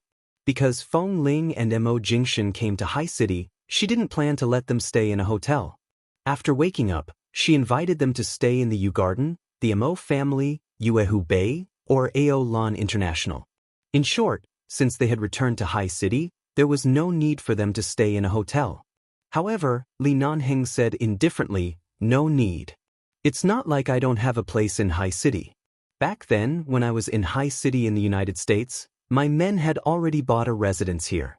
I won't go to your place and disturb your small world of four." Feng Ling didn't speak but said in her heart, "I'm afraid you don't want to be stimulated by Mr. Mo's family of four." After all, other people's children already knew how to play soy sauce. Li Nanheng had been jealous of him several times in the United States. Feng Ling understood him quite well. "No, it's rare for the three of you to come back to High City in recent years. You must go out to drink. How can Feng Ling and I stay in our own homes? You and Qin Siding can go wherever you want. I'll go to Feng Ling's place tonight," Jinwan said and looked at Mo Jingshan. "I'll get off the car with them in a while." Li Nanheng raised his eyebrows. Well, he didn't go to the Yew Garden to be the third wheel, but here, there was a crying girl who took the initiative to be his third wheel. Feng Ling didn't refuse. She also turned to look at Mo Jingshan. Mr. Mo, can I? Mo Jingshan glanced at Jinwan. Seeing her expression as if she would run away from home with the child if he didn't agree, he didn't know whether to laugh or cry. All right, I don't need to worry about you going to Feng Ling's place, but don't spend the night. When you're done chatting with her tonight, I'll pick you up. Before Jinwan spoke, Feng Ling felt this was the most appropriate. Since Mr. Mo could agree, Jinwan didn't need to be rejected. Feng Ling directly agreed. All right, then it's settled. Jinwan, Li Nanheng, neither of them spoke. How could it be settled? Auntie Chen sat in the car and silently played with her fingers. She couldn't participate in the conversation between young people. She'd better find a chance to teach them about pregnancy.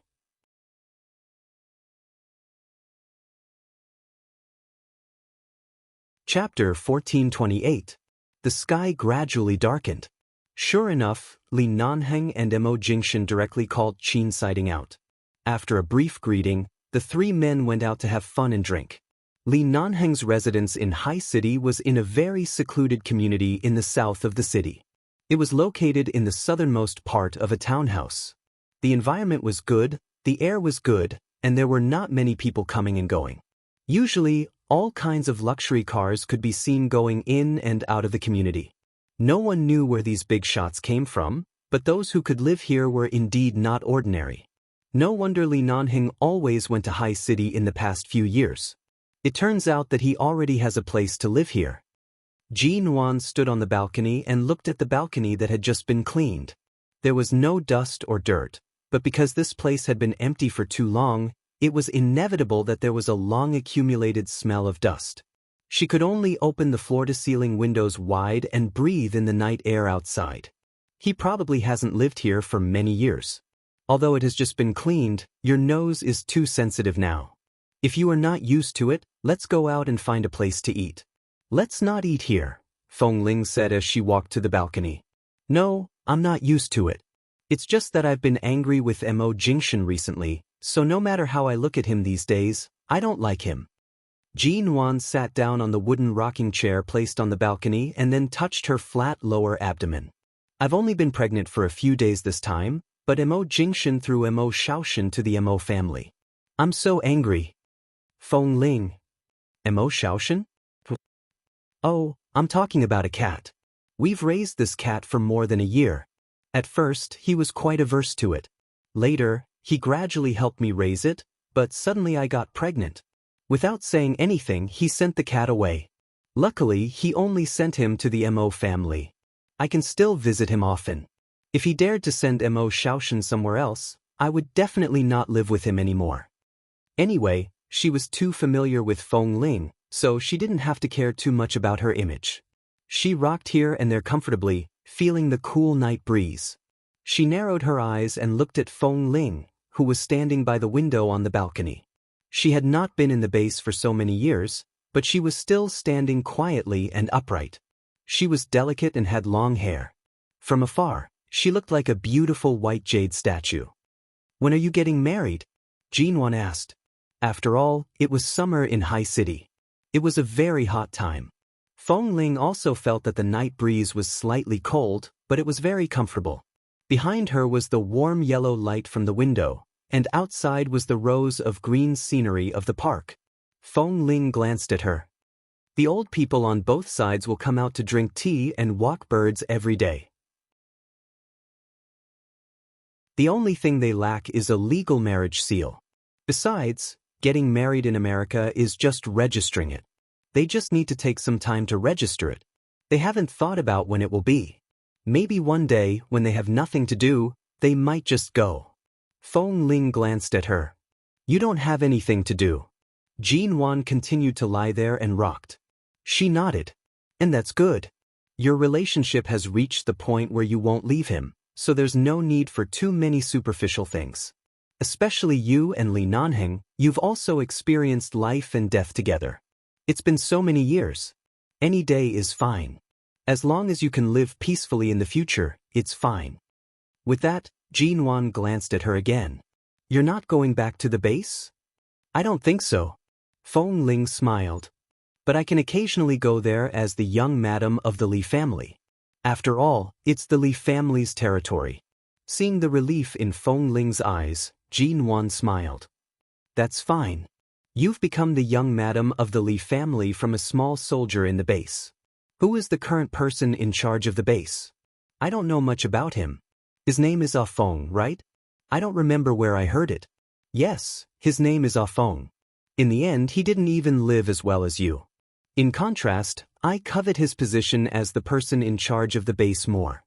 Feng Ling casually pulled the window behind her to prevent mosquitoes from flying in and said, when I go back one day, I'll discuss with Ah Feng. I'll be the person in charge of the base and give him the position of the young madam of the Li family. Jinwan was stunned for a moment and didn't know how to react. When she came back to her senses, she found that Feng Ling, who used to be taciturn, was now able to tell corny jokes and especially liked to make fun of Li Nanheng. The two women chatted and laughed on the balcony for a long time, but at 10 o'clock in the evening, the three men were still chatting outside and had no intention of coming back. The two of them were happy and at ease. The two of them went out to buy food and came back to cook together. They only cooked 2 bowls of noodles and were very satisfied. Because Jinwan was pregnant, Feng Ling specially bought a lot of fresh fruits and cut them in front of her for her to eat. After Jinwan was pregnant, her mouth was really busy. Of course, she was very happy to have fruits to eat. They chatted until midnight. It was almost 11 o'clock. Jinwan leaned against the rocking chair and was about to fall asleep. All of a sudden, Feng Ling hurried out of the bathroom and gently tugged at the blanket on her. Jinwan opened her eyes and looked at her in a daze. What's the matter? I've been thinking about going back to High City in Los Angeles for the past 2 days and forgot. Today, I found out that my period has been late for almost a week this month. Feng Ling said as she lowered her head to look at Jinwan, who was still lying on the rocking chair. It's normal for your period to be late for a month, isn't it? Jinwan suddenly woke up. She looked at her with wide eyes and then picked up her phone to check the time. It's so late. I wonder if there's anyone in the blood test department and the obstetrics and gynecology department in the hospital. Hearing her words, Feng Ling's expression froze. Obstetrics and gynecology department. Then she saw Jinwan calmly lift the blanket on her, sit up straight in the rocking chair, clear her throat, pick up her phone, and poke the screen a few times. Before Feng Ling could see what she was doing, Jinwan had already put the phone to her ear. A few seconds later, she said into the phone, Hey, Li Nanheng, your wife and child are in my hands now. If you don't hand Mo Jingshan back to me as soon as possible, I'll take your fiancé and unborn child to Syria to sell essential oil soap. Feng Ling. On the other side of the phone, Li Nanheng. Ling Li's story should be sweet with the little wolf cubs for a day or two, then it's about to end. I thank everyone for their love on behalf of little Feng Ling and Li Era. After Ling Li's story ends, it will continue with Mr. Qin's story. Ling Li's story is about a passionate collision between a hot-blooded man dressed as a woman, and Mr. Qin's story should be a different style of serious romance. I hope everyone will like it as always.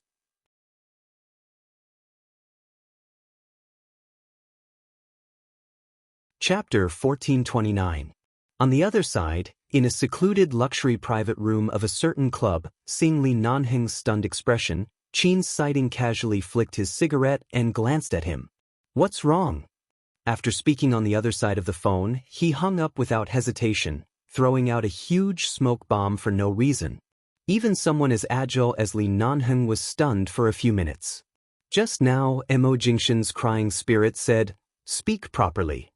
Mo Jingshan put down the transparent square cup in his hand and looked at him indifferently. What did Jinwan say? Qin's sighting smiled. Jinwan said that my wife and child are now in her hands. If you don't hand Mo Jingshan back as soon as possible, she will take my wife and child to Syria. Li Nanheng repeated what someone else had said with an inexplicable expression. He then looked at the two of them. Did this woman's paranoia act up after she got pregnant? Mo Jingshan didn't comment. Compared with many people who talk nonsense, Jinwan's words are 100% credible. Li Nanheng's breath stopped. So? Qin Siding also picked up the cup on the crystal coffee table, rubbed his slender fingers against the cup, and said meaningfully, "She is reminding you that your wife is pregnant." Li Nanheng, Li Nanheng, Li Nanheng. After pondering for 3 seconds, Li Nanheng's expression changed very quickly. He threw the ice cubes from the ice bucket next to the wine cup into the glass with a lot of wine, stopped drinking, and left.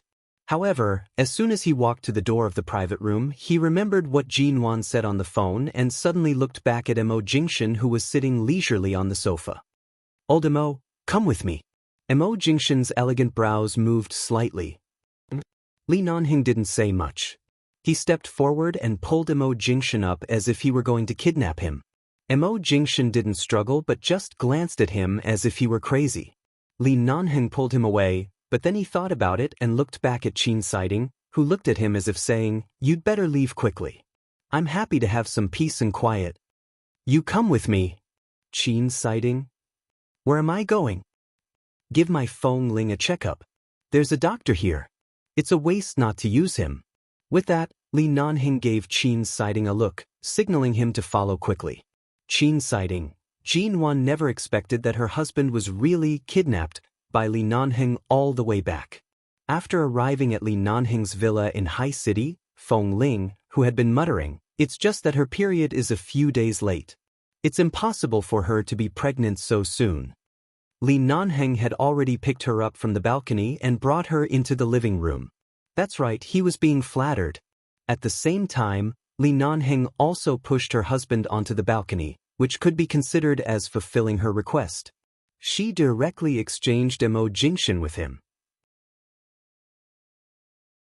At that time, Jinwan was still lying on the rocking chair, watching her husband being dragged back by Li Nanheng without even putting on a coat.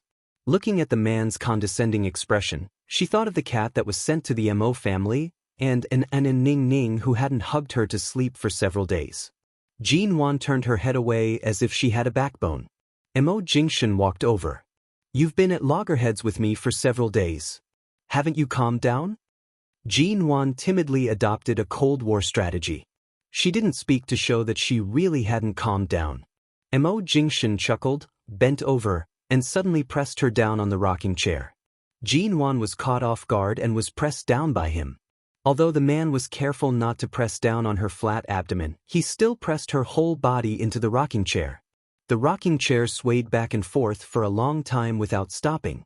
The man was on top of her, one hand on the armrest of the rocking chair, the other holding her chin, forcing her to raise her eyes to meet his. As soon as she met the man's eyes, Jinwan's heart trembled. She wanted to avoid him but couldn't. She seemed to be locked under him. She turned to look inside the window. "Get up. There are several people here. If they see us, we're legally married. What will happen if they see us? Get up first." "Who was the one who said on the phone that you wanted someone to bring your husband back in exchange? You finally got me back, and now you continue to ignore me with a cold face?" Mo Jingshan's hand on her chin was not heavy. It was almost a gentle caress. Seeing that she was lying motionless in the rocking chair, and seeing that she was still holding back her anger, he smiled and kissed her on the lips. "All right, when the pregnancy period is over 3 months, I'll have someone send the cat back to you, but be careful not to hold the cat. Although it is very clean, you should pay attention to what you should pay attention to." Seeing that he was willing to let her take the cat back, Jinwan finally looked better. "In fact, it's really nothing. It's just that Auntie Chen nagged you all day that you should avoid cats and dogs around you during pregnancy. I've been very careful and won't easily joke about my and the child's health. You fed it for so long. Aren't you afraid that it won't be used to the dried fish you feed it every morning after returning to the Mo family? If it gets angry and doesn't eat, what if it gets sick from hunger? If the cat gets sick, it will. As far as I know, it not only eats dried fish in the morning at the Mo family, but now it even has 3 meals a day. I'm afraid it won't be happy to take it back now." "I don't care. That's my cat. Without my permission, can you raise a cat at home? And you even gave it such a stupid name." No matter how stupid it is, it's only one word different from your name.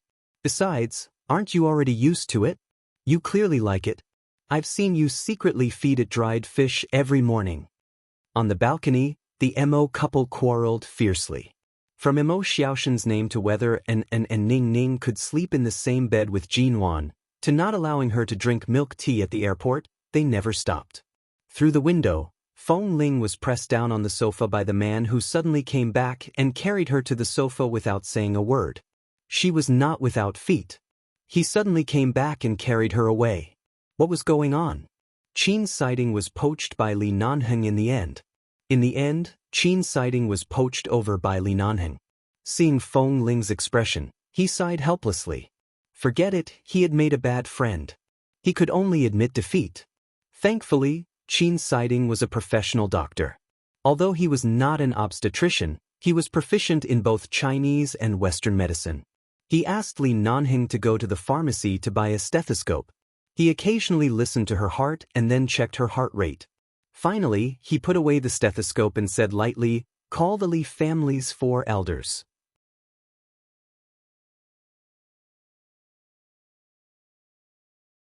Chapter 1430.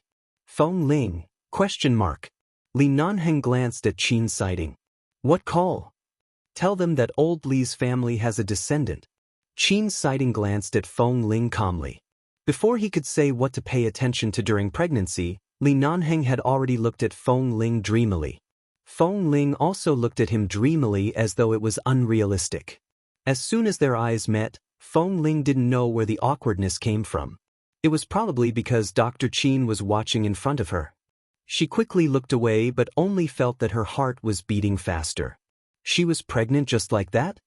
From the looks of it, Feng Ling is still in the early stages of pregnancy, which is about 4 weeks. You can find time to go to the hospital for a checkup in the next few days to determine the specific number of weeks, Qin's sighting said mildly. Don't eat raw and cold things. Don't eat things that promote blood circulation and remove blood stasis.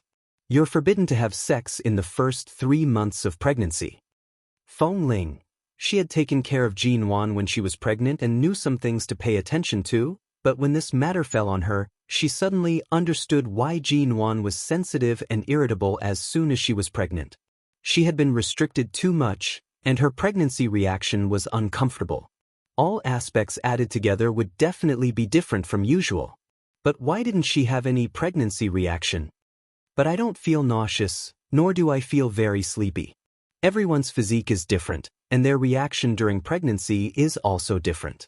Some people have a big reaction in the first 3 months, some people have a big reaction in the first 2 months, and some people will vomit for 10 months after pregnancy.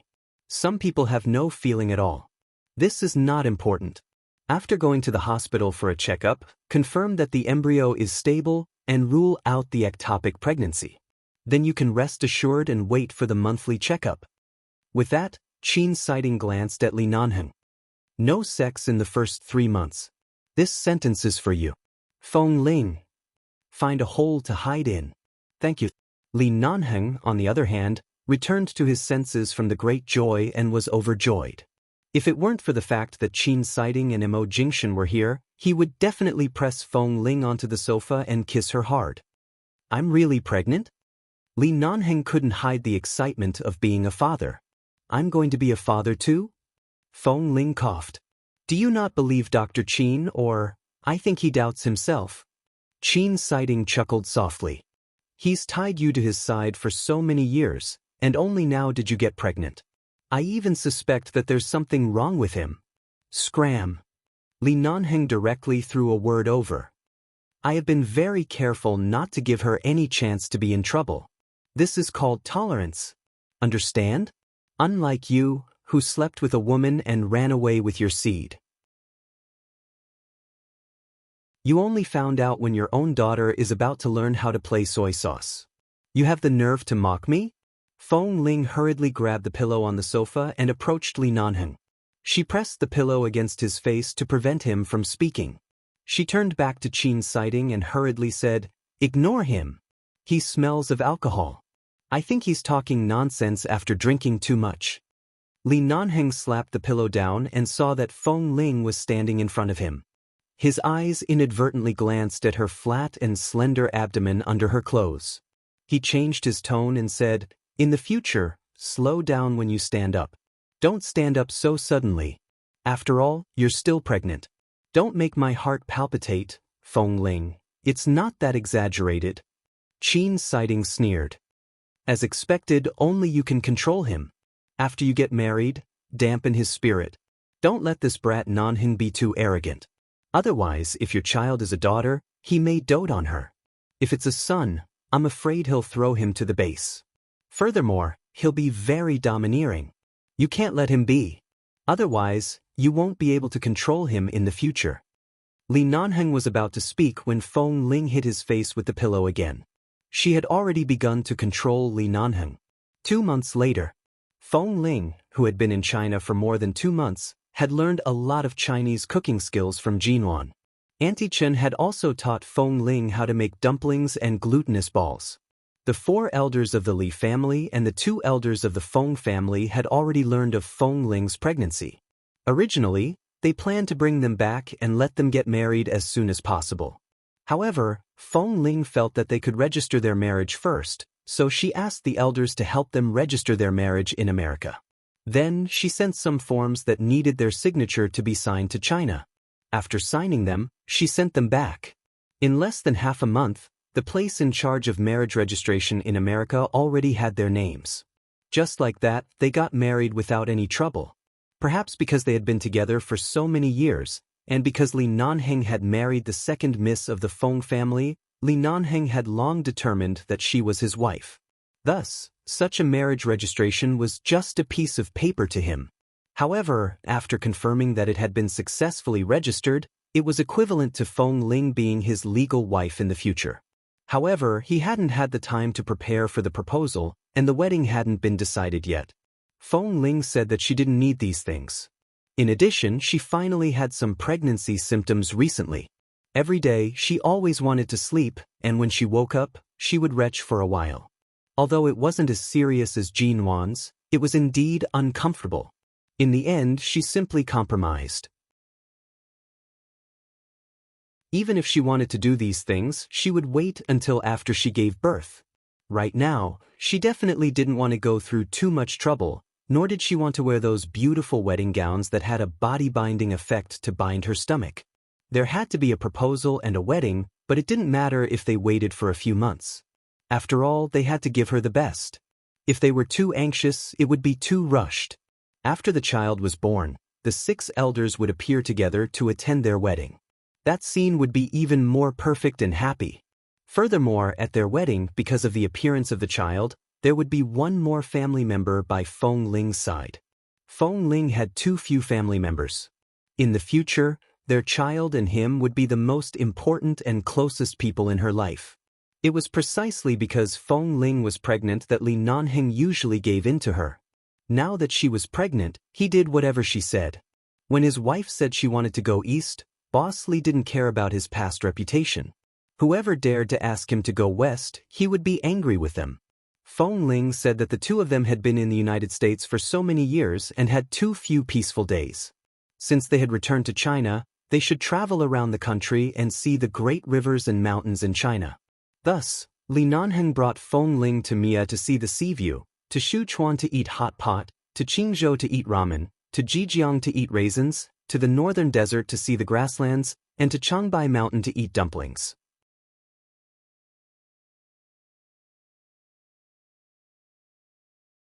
Chapter 1431. Feng Ling's love for hot pot was the same as before. In the past 2 months, she had gone to so many places. In the end, she still chose to return to Sichuan. However, because of her pregnancy, Li Nanheng only allowed her to eat hot pot twice a week. Furthermore, it had to be slightly spicy. If it was too spicy, she had to be soaked in water before she could eat it. The hot pot had to have both meat and vegetables. Even if it was a hot pot, she had to pay attention to nutrition. The man who was as agile as a leopard in front of the terrorists turned into a nagging spirit every day. Most importantly, when did he exchange phone numbers with Auntie Chin? He actually called Auntie Chen to ask about the various things a woman should pay attention to after pregnancy, as well as how to take care of her emotions, her physical and mental health, diet, and other aspects. One time, Feng Ling happened to hear that Boss Li was listening to Auntie Chen's teaching on the other side of the phone. He even took notes. She looked at the notes that were written down. Those bold and powerful words made her speechless. Ever since Qin Siding gave the order that in the first 3 months of pregnancy, he was not allowed to touch Feng Ling before the 12th week of pregnancy, Li Nanheng was like an old monk. Every day, he only cared about her diet and daily life, but when she slept, he definitely did not dare to act rashly. However, as soon as the 3-month spell was lifted, on the night Feng Ling was 12 weeks pregnant, Li Nanheng went to the bathroom to wash himself up and rubbed Feng Ling into his arms. Feng Ling wanted to say that even if it had already been 3 months, she still had to be careful. However, Li Nanheng insisted that Qin Siding and the obstetricians in the hospital had said that it would be fine after 3 months. She just had to be careful not to indulge too much. She pointed at the light in the bedroom and swore that she would be gentler. Then she buried her head in his chest and sighed, saying that after the child was born, they would probably be like Mo Jingshan and Jin Wan. They would often be pestered by the child to sleep on the same bed. Their small world would only become smaller and smaller. Right now, they needed to cherish it. In the end, Feng Ling could not stand this man's words and compromised under his strong arms. After all, Li Nanheng was Li Nanheng. He was not Mo Jingshan. If their child dared to disturb his sleep, he would probably kick the child off the bed without mercy. Thinking about this scene, Feng Ling felt that it was necessary to place the child by the elderly's side. Otherwise, the child might be bullied by his own father. This night, Li Nanheng had indeed been gentle, but after all, he had endured for too long. One time was not enough, so he did it again. However, he couldn't casually carry her to the bathroom for fear of danger, so he kept tormenting her on the bed. It wasn't until Feng Ling was really tired and sleepy that he retreated with a look of satisfaction. Feng Ling's biological clock was still very punctual. Even though she was a little tired last night, she slept soundly and woke up at 6 in the morning. Recently, she and Li Nanheng had been staying in the penthouse suite of a star hotel in Sichuan. They were all luxurious suites with kitchens and cubicles that allowed them to cook their own meals. Occasionally, they would eat from the hotel, and occasionally, they would cook on a whim. She inexplicably loved to eat dumplings. In the past, she didn't eat much. Some time ago, she ate it at Auntie Chen's place. Later, when she went to Changbai Mountain, she ate it twice and accidentally ate dumplings with chives, eggs, and shrimp. It was so delicious that she missed the taste every few days. Thus, after going out to eat hot pot yesterday, she dragged Li Nanheng to the nearby supermarket to buy a lot of flour and ingredients. Auntie Chen did teach her, but she didn't know if the food she made would taste good, so she got up early to prepare. Li Nanheng was still sleeping when he heard the whirring sound in the kitchen. It rang for a long time. Feng Ling had just called Auntie Chen. Auntie Chen had just taught her how to chop the dumpling filling. She was chopping non-stop, preparing to make dumplings later. Although he was satisfied last night, when he saw Feng Ling sleeping in his arms in the second half of the night, he was still hard for a few hours. However, he was afraid that she wouldn't be able to take it since she was pregnant, so he repeatedly took a cold shower. He was afraid that the cold air would cool her, so after showering he sat in the living room for a while. When his body warmed up, he went to lie down by her side. After tossing and turning for a long time, he finally fell asleep when it was almost dawn. Right now, he was really sleepy and slept for more than an hour in the kitchen. By the time Li Nanheng got up, Feng Ling had already made the noodles and was sitting at the dining table making dumplings. The room was quiet. It was raining outside today, and there was a dense layer of water and fog on the window glass. Feng Ling was wearing beige home clothes. She was as thin as Jin Wan, and even though she had been pregnant for 3 months, her belly still didn't show. It was said that many thin people didn't show their belly until they were 4 months pregnant. The woman was concentrating on pinching the dumplings with her head down. She was still a beginner when it came to making dumplings. The filling was done, but the dumpling skin was not very round at the beginning. The first dozen dumplings looked a little unsightly, but the next 20 or 30 dumplings looked more and more presentable. When she made more than 40 dumplings, she just found the right position with both hands and squeezed hard, and a perfect white and fat dumpling was formed. In the past, when Feng Ling was in the base, she especially liked guns. Now, she really liked to learn how to cook. Perhaps nothing could make people feel the gift of ordinary life more than food. She learned very quickly. Usually, as long as she liked it, she would be able to quickly accept it. For example, the dumplings were becoming more and more presentable. The ones that were made in the back were all placed neatly on the table.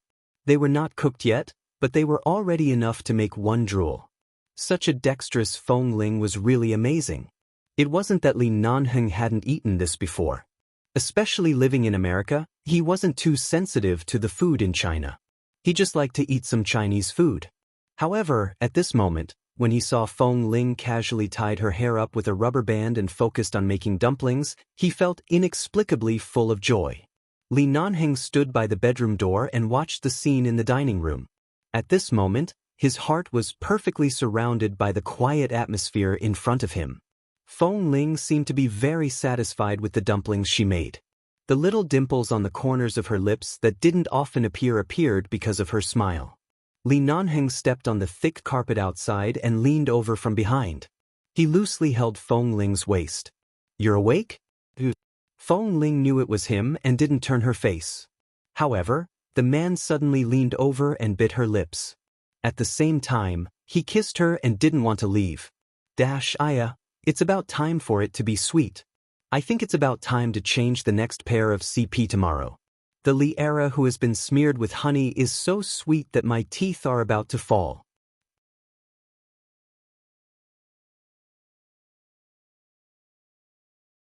Chapter 1432. Li Nanheng didn't stop until Feng Ling's lips were about to turn red. "Do you want to wrap it together?" Feng Ling asked him. Li Nanheng watched as she became more and more skilled. "How can you eat so much? Is it a lot?" Feng Ling didn't eat too much or too little. It was a very healthy amount of food. Li Nanheng's appetite was considered normal among men, and he wouldn't eat too much or too little. Right now, she had only wrapped dozens of dumplings. "I plan to wrap more. If the taste is good, I can cook it tonight. If it's not good, it's delicious," Li Nanheng concluded. "You haven't eaten yet, it looks delicious enough. If it really tastes good, it definitely won't be worse than Auntie Chen's." As Li Nanheng spoke, he lowered his head and kissed her forehead. "Don't wrap it. These are enough. If you want to eat it tonight, I'll take you out to eat. Don't work so hard." Feng Ling counted and found that she had already wrapped about 60 dumplings. She decided to round them up and began to pack up her things after exactly 60. Then she took out a portion to cook. After more than 10 minutes, the dumplings were cooked. Li Nanheng came to the kitchen first and picked one out to taste. Feng Ling quickly said, "Blow it. Quickly blow it. Don't burn it." The window happened to be open, and the wind blew in. Li Nanheng stood by the window and allowed the wind to blow the dumplings. He also blew it twice and put it in his mouth. Feng Ling stared at his expression. "How is it? Is it delicious?" Li Nanheng narrowed his eyes and then raised his eyebrows solemnly. He looked like a judge sitting on the bench of a food festival, recalling the taste seriously. Just as Feng Ling thought that he was going to keep her in suspense again, the man suddenly leaned down and kissed her lips. The tip of his tongue brushed against hers, allowing her to taste the dumplings he had made. It seemed that the taste was not bad. "Did you feel it?" The man kissed her lips again. "All right, you can eat now. It definitely tastes good." Feng Ling blushed at his way of tasting her. She pretended to turn around and cleared her throat. "All right, let's get ready for breakfast. Anyway, it's getting late." Li Nanheng had kissed enough. He happily went to help take the plate and mix the dipping sauce. After being busy for a long time in the morning, he could finally eat the dumplings. He was very full. After the meal, the rain outside stopped. After noon, the weather was clear and the air was especially good. This kind of weather was suitable for Feng Ling to go out for a walk and play with the unborn child in her stomach. Li Nanheng brought Feng Ling downstairs for a walk. The two of them were wearing black trousers and black t-shirts, and a thin white sports coat. In fact, it was not considered a couple's outfit, but Feng Ling's style of dressing could not be too feminine. When she returned to the Feng family, she had no choice but to change in order to work. She was still used to dressing like this, and gradually, every time she and Li Nanheng went out, they would often wear standard black and white matching couples' outfits. In addition, Li Nanheng was extremely chauvinistic and possessive. When walking on the street, whenever a man glanced at Feng Ling, he would immediately hold her shoulders and press her into his arms, brazenly declaring ownership. It was as though a few big words were written on his face. "This is my wife." Feng Ling was used to how cold this man was to outsiders and how warm he was to her. When they were outside, she told him to try his best to restrain himself and not always hug her. After all, he was already a man over 30 years old. He was like a group of middle school students who were dating on the street, pulling and hugging each other to show off their love. However, Feng Ling did not understand the thoughts of middle school students. They held hands on the street because they were in love, but when they saw such a beautiful sister and such a handsome and mature man walking together so lovingly, they were extremely envious. They were all wondering if they could only openly hug and hold hands when they grew up without being afraid of being discovered by their parents. When Feng Ling was outside, she was always thin-skinned. Li Nanheng did not make things difficult for her. He strolled to the nearby supermarket, casually walked around, and bought some things. Then he held Feng Ling's hand and touched the platinum ring on her nameless finger that he had not taken off ever since he put it on. He lowered his head and glanced at her. Then, he held her hair up and looked at it carefully. "What are you looking at?" After the ring that the old lady wore was polished into a new one, although the size is very suitable for you, this is, after all, only a token of goodwill from the old man to his granddaughter-in-law. It can't be considered our wedding ring. The marriage proposal can be made up for after the child is born. As for the ring, I think it's better to buy it today. I don't need it. This is fine. I don't usually wear jewelry. I gave it to you. You have to wear it. I have to dote on my wife. Feng Ling. Li Nanheng brought Feng Ling to the most prosperous commercial street in Sichuan City. The few shopping malls in front were not bad. Feng Ling was led in by Li Nanheng. Seeing that this man was really persistent in treating her well, Feng Ling sometimes didn't know what was good about her. She felt that her current life was very good, but Li Nanheng seemed to be unable to give her enough. He just wanted to give her everything he could, even if it was only a small ring. The two of them went to a very famous French jewelry store to look around for a while. In the end, they chose a pair of rings. The man's ring was still plain, but it had a rich design inside. It was made by a famous designer. The woman's ring was the kind that Feng Ling liked. It was a very simple diamond ring. After the shop assistant measured their fingers and placed an order, Li Nanheng was still looking at the other jewelry on the counter, thinking about which ones he could buy for Feng Ling to wear. In the end, Feng Ling's gaze was attracted by a shop outside the shopping mall. Seeing that the size of her fingers had already been measured, she used the excuse of buying a bottle of water to go out. Li Nanheng looked at it for a long time and felt that no matter which one she wore, it would look good on her. When Feng Ling was in the base, her skin was especially white. Now that she didn't need to train in the base every day, her skin was especially white. No matter what jewelry she wore, she would look good. There was no need to choose. When he turned back and saw that she hadn't returned, Li Nanheng quickly turned to look for his wife. In the end, when he went to the place selling water outside, he didn't see anyone. He swept his gaze forward and saw the large knife shop opposite. On top of it, there were 4 exaggerated words, "King of 100 Weapons." Feng Ling had been uninterested in the jewelry store earlier, but now that she was standing in the store opposite, her eyes lit up. Li Nanheng.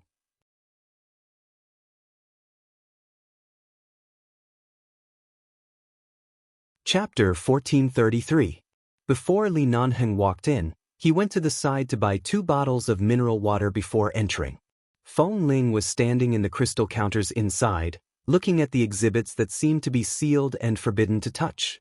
When she saw a knife engraved with ancient Indian patterns, she lowered her head to read the various descriptions written on the side of the knife.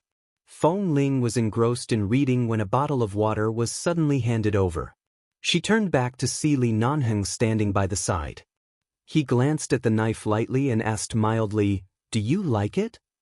"Yes, but this kind of knife is only worth collecting. Most of the knives here are just antique exhibits. Only the ones in the front counter can be sold. There seems to be a lot of English knives and Russian professional folding knives. I'll go and have a look later." Li Nanheng glanced at the knife and said indifferently, "It does have collection value, but this one is fake." Feng Ling was surprised. "How can it be fake? This Damascus knife is famous in the world. It is very famous in the international knife industry. Its origin is ancient India. It is made of wood steel ingots. There are casting patterns on the surface. This knife was used as a weapon in ancient India, Persia, Arabia, and other places. It is extremely sharp and there are many rumors about it. However, with the exhaustion of the Wuxi iron mine, this knife has long been a peerless product. Although it is famous in the world, it is difficult to find a real one," Li Nanheng said lightly. "Then how can you be sure that this is fake? I read here that there is still one surviving in the world. Because the real one is in the Li family." Feng Ling glanced at him in disbelief. Li Nanheng raised his cold brows and gave her a meaningful expression. "In these shops in China, there are too many half-real and half-fake ones.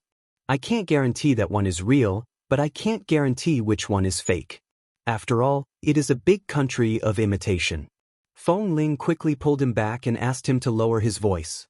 Li Nanheng's voice was not loud. After being pulled by her, he lowered his head and leaned close to her ear. "If you like it, go back and ask grandfather for it. That is the Damascus knife he has kept for decades. If you say you like it, he will definitely give it to you without hesitation. After all, in the entire Li family, you and the little thing in your stomach are the ancestors. Since it's grandpa's collection, I won't covet it. Let him keep it." Feng Ling lowered her head to look at the fake in the crystal cabinet in front of her. Because she knew it was fake, the more she looked at it, the more she disliked it. She did not look at the knives in the other cabinets and went to look at the knives in the front. In the end, she picked up a small and exquisite folding knife that was extremely sharp and hidden in it and played with it in her hand. "Didn't you insist on giving me a present? It will take at least a month for the ring to be custom-made. Why don't you give me a knife today?" Li Nanheng glanced at the price on the knife. Compared to a diamond ring that was worth millions, 2,000 yuan was really not worth mentioning. But she liked it very much. It was a genuine Russian folding knife. It did look like it was made of fine steel. He glanced at it and called the shop assistant to settle the bill. When the shop assistant came over, he thought it was the gentleman who wanted to buy it. It wasn't until the gentleman swiped his card that he realized it was the beautiful lady in the couple's outfit who had been holding the folding knife as if it was something she loved. Did women actually like these knives and spears? For Feng Ling, it was more than just liking. Walking out of the shop, she opened the folding knife in her hand and looked at the sky in the direction of the sun. She narrowed her eyes slightly and said softly, "When I was 5 years old, when I was taken away by the American mafia in the jungle, a man saw that I was too scared and gave me a folding knife like this in his hand. He told me that as long as I had a weapon in my hand, as long as I was strong and calm enough, I didn't have to be afraid of anything. In the years before I was sent to the orphanage, that knife had always been by my side. It supported my courage and my faith, allowing me to gradually learn to walk upright from a little wolf girl and become a human. Later, that knife was taken away by the orphanage or the police at that time. I didn't find the same one for many years, but today I found it." Li Nanheng understood and reached out to pull her into his arms. He rubbed her head. "It doesn't matter if this knife is by your side in the future. From now on, I'm your knife." Feng Ling's lips curled up. This narcissistic man wanted to snatch the limelight from a knife. Was he trying to be her courage and her faith? There was no need to snatch it. Many years ago, he was already won. Another 3 years passed. Winter passed, spring came, and summer passed. The Li family's little grandson, Li Xinyue, had his 3rd birthday. The 2 elders of the Feng and Li families wanted to gather together, But there were too many people who wanted to come over to celebrate the child's birthday. They could only choose a larger venue. After choosing for a while, they actually chose 11 base. Li Shenyue, who had been brought to the base by his father since he could walk at the age of 1, finally managed to slip away from his 4 great-grandfathers and great-grandparents. The 3-year-old fair and clean little boy walked past the various training camps in a dignified manner. From time to time, he stopped and put his hands behind his back. He imitated Uncle Ah Feng's lecturing tone and said, "What are you all doing? Don't whisper to each other during training." Do you think this is a market? When the newcomers who were training saw that the little young master of the Li family had strolled here, they couldn't help but run over to carry the little thing over. They fed him water and fanned him. From time to time, they asked him what he wanted to eat. They were just short of hugging Li Xinyue's thigh and calling him daddy. After all, he would be the successor of 11 base in the future. In another 10 years, he would probably point at their noses and scold them all day long. It was better to suck up to him early. Li Xinyue crossed his legs and enjoyed the juice brought by the little uncles, as well as the ice cream and snacks bought from the base's cafeteria. Just as he was enjoying himself, he suddenly heard a gunshot. It seemed to have been fired from 500 meters away. The little fellow's ears twitched, and she jumped down from the chair in an instant. She shoved the juice and all the food in her hands back into their arms, throwing the blame to them very quickly. Then she ran out quickly, saying as she ran, "My mommy is here. Don't tell her that I've been here." Yes, little ancestor. The newbies at the base watched as the 3-year-old little radish ran a few hundred meters away and accurately found his mommy, who was guiding the newbies in shooting. He ran over and hugged her thigh. "Mommy, when can I hold a gun?" Feng Ling held the gun in one hand. Afraid that it would accidentally fire and hurt him, she quickly pushed the clingy little fellow away. However, the little thing hugged her leg and refused to let go. When Li Nanheng heard the sound and walked over, the moment he heard his father's footsteps, Li Xinyue instantly became terrified. He bent his back and was about to slip away. "Li Xinyue, did you go to the newbie team to ask them to buy snacks for you just now? Get back here. Brats, stop right there. Ah? Uncle Fat, save me. Uncle Han, save me. Uncle Su, save me. Uncle Feng, save me. Uncle K, save me End of Ling Li's story. Chin sighting/Shirniange, you are my little love song. See you in the next love song.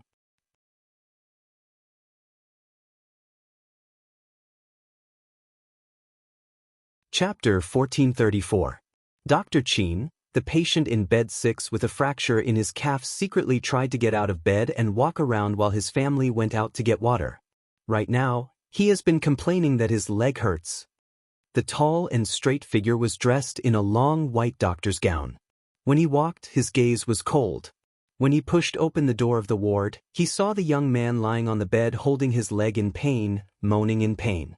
"Dr. Chin, you're here. Quickly take a look. This child is just disobedient. I already told him not to get out of bed and walk around, but he insisted that he was young and not afraid. He even said that it had been so long since the operation, so he could get out of bed and jump a few times. In the end, he only came down and walked for a few minutes." When the patient's family saw that the attending doctor had arrived, he quickly stood up and walked over. "Will he be fine? Will it affect his recovery after the operation?" The man did not speak. He only walked to the bed and looked down at the boy in his early 20s. This boy was a university student. He was too fierce when passing the ball in the school's basketball club competition.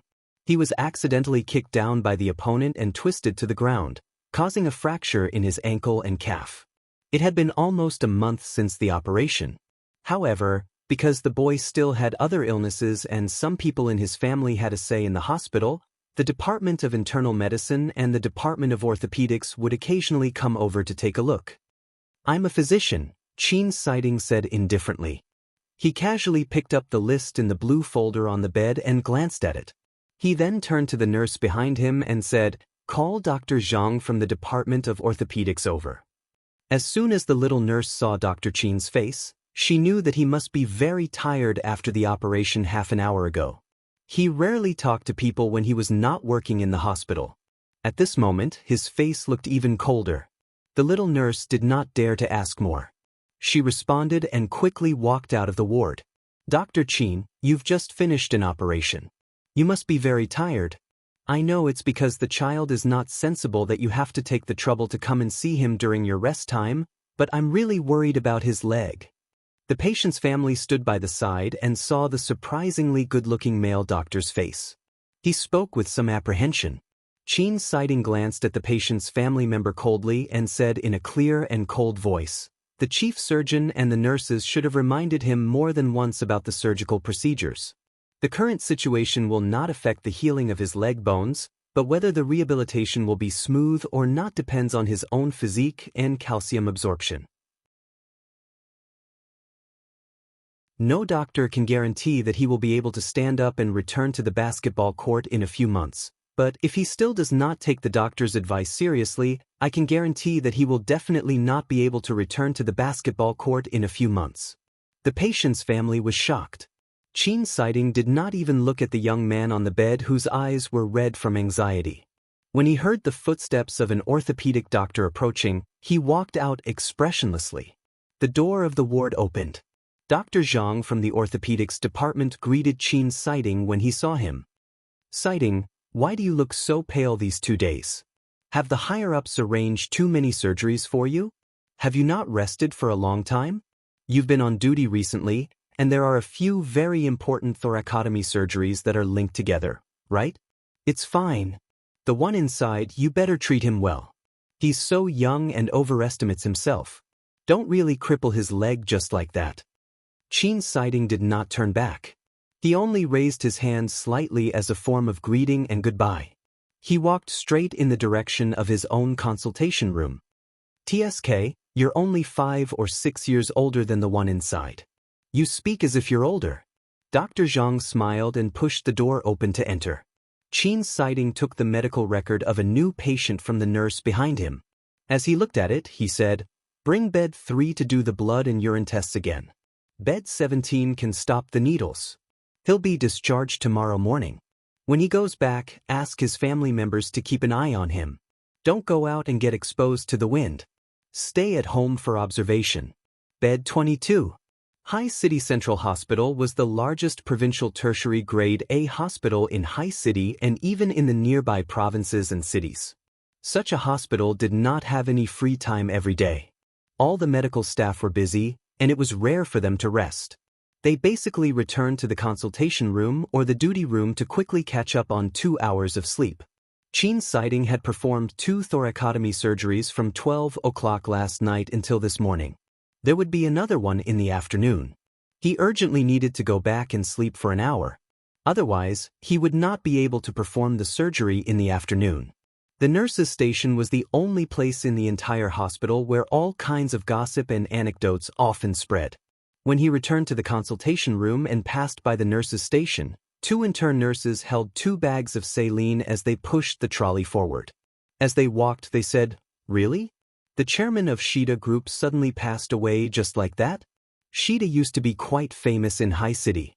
I used to buy their company's branded bags. The quality has always been very good. Isn't their chairman only in his 50s? Why did he die just like that? I heard that he died of illness in America." Say that Shida Group has always been doing well in Hai City. Why did he suddenly move his entire family out of Hai City overnight 4 years ago? Even the company's headquarters were moved to America.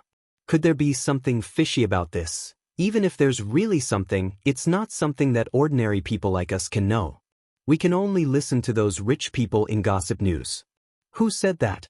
Our hospital's Dr. Chin is the young master of one of the 4 big families in Hai City. As they spoke, they suddenly felt a gaze that was as cold as an icehouse. The 2 nurses turned around and met young Master Chin's gaze. They were so frightened that they quickly stood up straight. Then, they helplessly pushed the rollers and ran away. 9 o'clock in the evening. Hai City, Li Shui Villa. The white Porsche stopped in front of the villa and the man got out of the car. When he came back, he was no longer wearing the hospital's white coat. He was wearing a simple casual suit. The automatic sensor lights in the villa's courtyard illuminated his body with a faint layer of gold. Qin Siding walked into the villa. After a tiring day, it was rare for him to come back and rest for a night. He habitually opened a bottle of wine and stood in front of the floor-to-ceiling window. He looked in the direction of the villa opposite and was about to drink. Suddenly his phone rang. For a sudden call at this time, it must be from the hospital. Qin Siding put down his wine glass and picked it up. Dr. Qin, the patient in bed 17 suddenly coughed up blood. He said he couldn't breathe. Come and take a look, got it?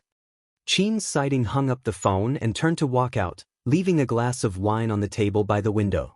The white Porsche drove out of Lishui Villa district like an arrow leaving the bow. After the car disappeared, a dim yellow light lit up in the window of the villa that had not been lived in for 4 years.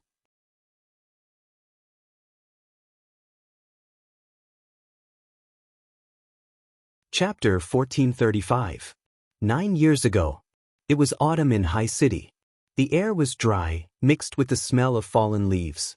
The 17-year-old Shi Nianj squatted by the flower bed in High City First High School in a daze. When she called Tang Xiao a few hours ago, he was rushing to the infirmary with their class bell. It was said that the prettiest girl in the class ran 1,500 meters at the school's sports meet during her period. After that, she fell ill and became a Lin Dayu. Tang Xiao was taking care of someone in the infirmary. He couldn't even be bothered to say a few perfunctory words to his girlfriend. He just casually nodded and continued to ask about the prettiest girl in the class, who was crying on the bed. Shi Nianj hung up the phone. After a few seconds of silence, she sent a text message to announce their breakup. The other party patiently accompanied the class bell for 2 hours before seeing the news. After that, he frantically called her. She did not pick up and was no longer interested in contacting this person. He could not even be considered a first love, so he could not be considered a broken up. A few months ago, Tang Xiao had confessed to her. After that, the two of them had been in a relationship for more than 2 months. Although he was in Year 3 Class 2 and she was in Year 2 Class 2, they were 1 year apart and 1 year apart. However, Tang Xiao's family seemed to have business dealings with their family's company. Their parents and elders had met a few times and could be considered half an acquaintance. Shi Nianj, who was in her adolescence and felt that she should date, agreed under his pursuit. Tang Xiao's personality was very flamboyant and active. He liked to play basketball and had many fans on the basketball court. However, Shi Nianj did not really like him, but after all, she had agreed on a moment of impulse. She held onto the principle of being responsible for him, so she maintained an open relationship. She did not hide it from her classmates and friends. The two of them had only held hands a few times in private. It was as though they had never even kissed each other on the cheek. They could not be any more innocent. This kind of central air-conditioned type of person who radiated heat everywhere was not suitable for her. If it was not suitable, then end it. There was no need to waste time. Tang Xiao was also considered an influential figure in C City First High School. It was said that there were many influential figures in their 3rd year of high school. However, she had been influenced by her grandfather since she was young and liked to study medicine. She never paid attention to school matters. Other than going to class, she would go to her grandfather's place to kill time, so she did not know many people. When she was 10 years old, she had developed a new type of medicine with her grandfather, who was a medical professor. She had even won some medical achievement award.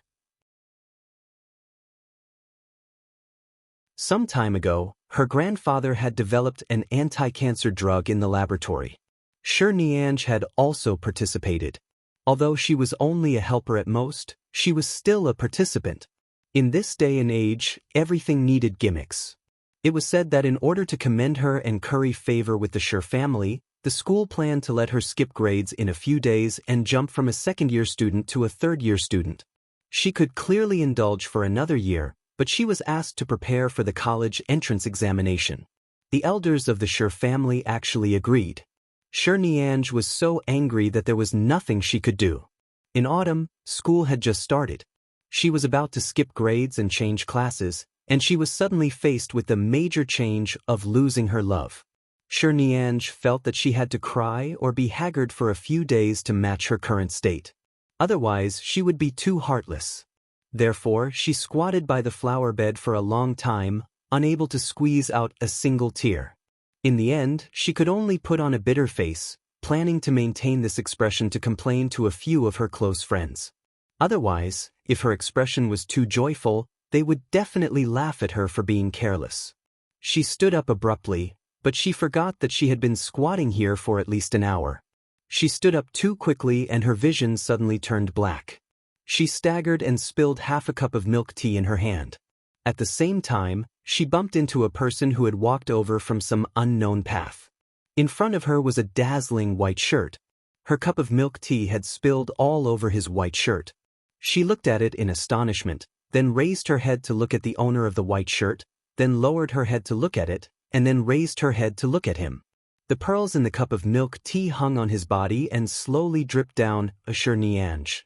She did not dare to look at his expression, but she still quickly took 2 steps back from his embrace. She braced herself and apologized. I'm sorry. I didn't do it on purpose. Your clothes were dirted by me. I'll compensate you with one, okay? How much is it? As she spoke, she was about to look for money in her school uniform pocket. The man in the white shirt only looked at her expressionlessly. It was obvious that he despised the dirty things on his body. When he saw that she was about to take out the money without saying anything, he frowned without batting an eyelid. He did not say a word and walked past with a cold expression. "Ai, your clothes look very expensive. After all, I dirted them. I don't have any other intentions. I'll compensate you." Shirnianj's observation skills were also very strong. She turned back and quickly chased after him. "Move aside." The white shirt was suddenly blocked by her. When he spoke, his voice was cold and indifferent. It was clear that he did not have much patience. Although he disliked her, he did not intend to argue with her about such a shirt. Shirnianj was shocked by his cold and distant expression. She stared at his face for a while and blushed for some reason. Damn it, this was definitely the first time in her 17 years of life. She was the daughter of Shida Group. Ever since she was young, she had seen all kinds of rich people and all kinds of good-looking boys.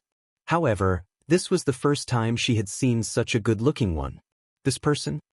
Let's call him White Shirt for now. His face was handsome, his hair was short, and his skin was very white and clean. His entire body seemed to be written with the words "Don't get close to strangers." His aura was cold, and he had the reticence of a young man. His face was good-looking, his figure was tall, and his fingers were also very good-looking.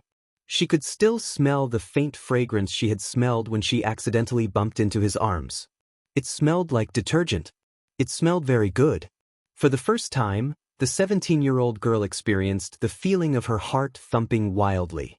In the past, she had never liked anyone, nor had she done anything on purpose. However, at this moment, her consciousness was filled with the desire to get to know him. In the end, the only thing he said was, "Get out of my way." After that, he didn't say anything else. When she stubbornly tried to stop him again and stupidly took out $100 bills and stuffed them into his hand, he looked at her as if she was a lunatic, flung his hand away, and walked around her. Shirnianj looked at his back view and thought to herself, "Oh my God, even his back view is so good-looking." She then lowered her head to look at the money in her hand, wondering if she had given him too little money. Otherwise, if she had the chance to see him again, she would find a shirt shop to swipe her card. At least she had to compensate him. But he was really so handsome. Her heart was beating so fast. At that time, Shirnianj was still a straightforward girl. A 17-year-old girl was wholeheartedly chasing after her male god Chin. At that time, Dr. Chin had yet to experience the smoothness of growing up. In other words, at that time, Knife Chin was not Knife Chin. He was Chin Gao Leng, a proper flower on a high mountain. It was very difficult to chase after him.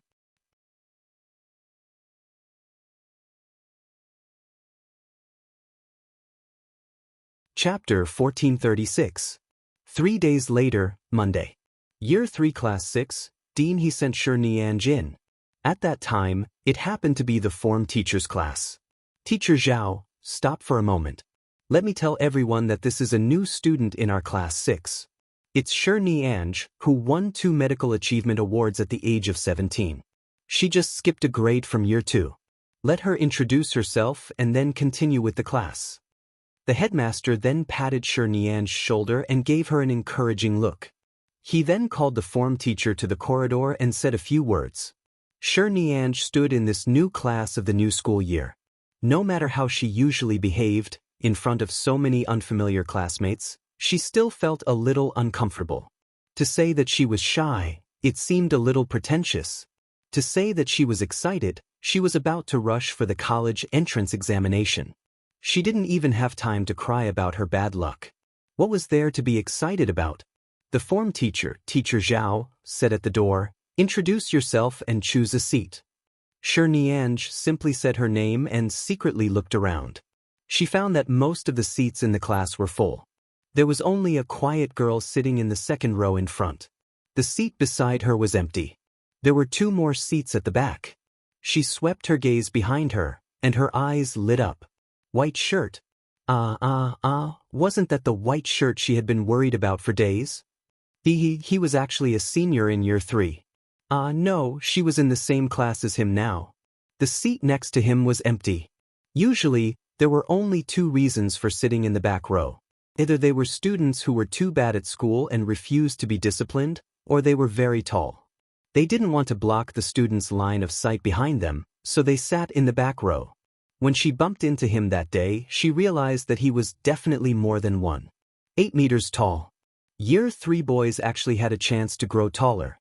Right now, he was more than 1.8 meters tall. In the future, he would definitely be taller. As for why the seat next to such a handsome person was empty, she was not in the mood to think about it.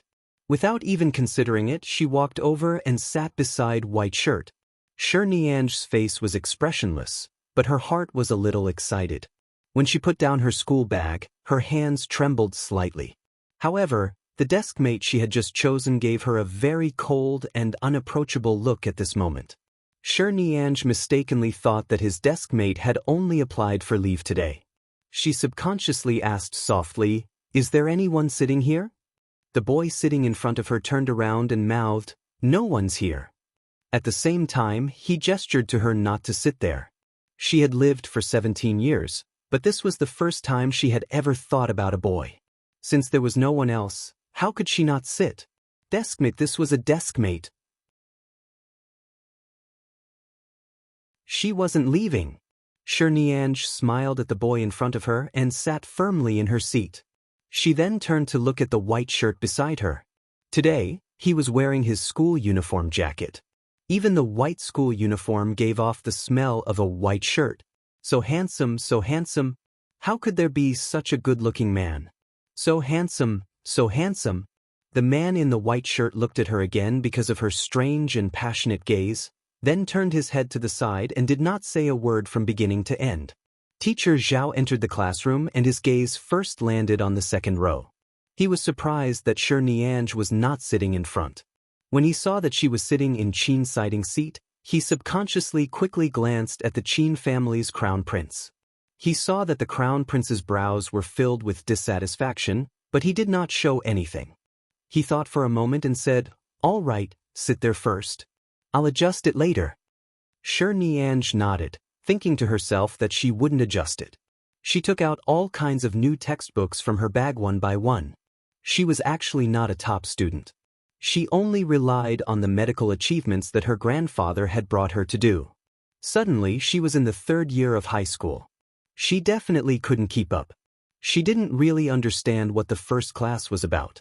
After class, she was called to the office by the form teacher. She told her about the situation in the class and showed her the report cards of the class and the school year. She pointed at the names of the students who were ranked 5th, 7th, and 10th in the school year. "I know you might not be able to keep up at the beginning. These students are all from our class. You have a lively personality and should be able to play with your classmates very soon. Usually, find them to study more and ask them to help you. Then, take some time to read all the textbooks in the 2nd year. That way, you'll be able to keep up very quickly. Shi Nianj looked at the report card and realized that the name of the top student in the school year, Qin Siding, was also written in grade 3 class 6. She pointed at the name and said, "This is also in our class, right? He's the top student in the school year. Teacher, why didn't you call his name earlier?" "Teacher Zhao." "Forget about this." Shi Nianj did not understand. Seeing that she did not understand the situation in the third year at all, Teacher Zhao sighed and said with a smile, "Student Qin is your desk mate now." The male god was a top student. Shi Nianj very shallowly fell an inch deeper. Earlier on, during class, she had secretly glanced at the person beside her. At that time, he did not look at her at all. She could not see his eyes, but just half of his face was enough to make him look good. After class, she took the opportunity to look at his eyes again. At that time, she almost froze. He was really so good-looking. When he was in class, the coldness on his body would be slightly restrained. The slightly serious and calm expression on his face was even more captivating. "Speaking of student Qin, I suggest you change your seat. In the past 3 years, the seat beside him has been empty. Student Qin usually likes to be quiet and is used to being alone. You shouldn't be able to experience the joy of a third year sitting next to him. Why don't you change to another seat?" "What fun can there be in the third year, Teacher Zhao? At the very least, you have to get to know the other new students. You probably won't feel the love of classmates from student Qin." "No need, I'm not changing." "Why not? It might not be appropriate for a lively person like you to sit next to him." It's fine. Even if he's an iceberg, I can tolerate it. It's not like there aren't any other seats. Why should I tolerate it?" "Because he's handsome." Teacher Zhao pushed his glasses and smiled helplessly. Shi Nianj was determined to sit with Qin Siding. After persuading her for a while, Teacher Zhao was almost amused by her. Children nowadays were really difficult to manage, especially Shi Nianj, a child who had grown up in the Shi family's love. She was even more straightforward and did not know how to restrain her emotions. With her temper, if she stayed by the young master's side for a week, she would probably cry and ask to change seats. After all, she was the little ancestor of the Shi family. She could not say much and could only wait until she hurt herself.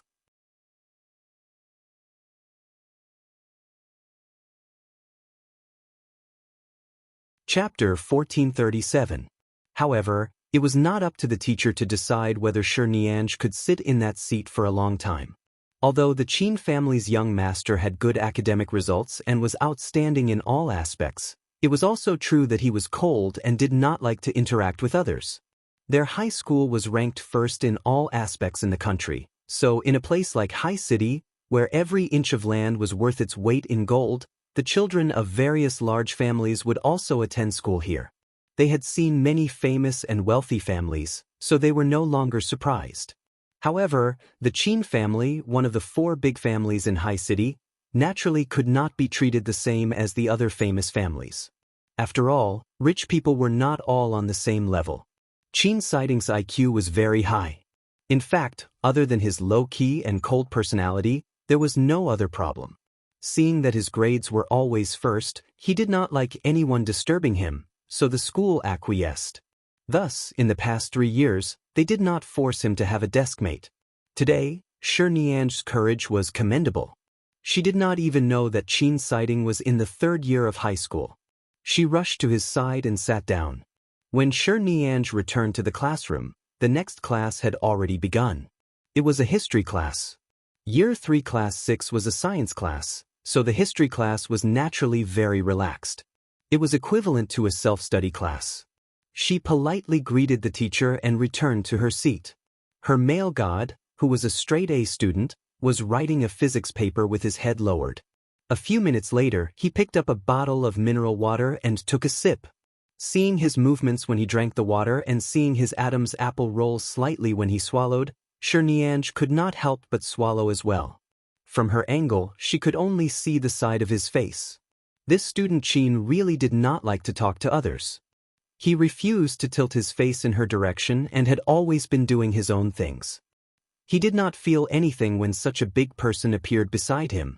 However, this was also good. At the very least, he would not chase her away from the seat. The form teacher said that his personality was too cold and he did not like to interact with others. Shirnianj thought to herself that this had nothing to do with her. She would not provoke him and would just sit by the side and look at him a few more times every day. A pleasing boy, so handsome, she could endure it no matter what. Being a transfer student was actually a very torturous process. Furthermore, Shirnianj was 1 year younger than the students in this class. After class, the other women would go out to the toilet together. The boys would hook their arms around each other's shoulders and chat about games, playing basketball, and where to go after school. Shirnianj did not have nothing to do. The only thing she could do was sit in her seat and admire her idol's face. From the beginning to the end, Chin Siding did not look at her. After class, he got up and went out for a while. She did not know if he went to the toilet or the teacher's office for something. In short, when he returned, his expression was calm and nothing could be seen. It was likely that he did not take the initiative to ask the teacher to change her seat. After he sat down again, Shirnianj's gaze quietly shifted from the fountain pen on his table to his face. When he wasn't around just now, she had been looking at his pen. It was a pure black fountain pen. When he was using this pen to write the physics paper, his handwriting was very beautiful. She had been peeking her head out to look at it, but now that he was back, she definitely had to look at him.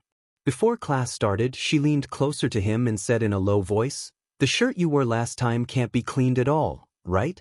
You really don't need me to compensate?" Chin Siding did not even look at her. He did not say a word. Coincidentally, at this moment, the bell rang. Shirnianj quickly tidied up the books on her desk and took them out. At this moment, a cold breeze blew in from the window beside her. It was not cold. After all, it was just autumn. However, the paper on her desk that she had yet to pick up suddenly flew up and flew past Chin Siding. It then landed by his feet, which was the aisle beside his desk. It was already time for class, so she could not stand up to pick it up. She knew that he was unwilling to pay attention to her, but she had to hand in that paper during self-study in the afternoon.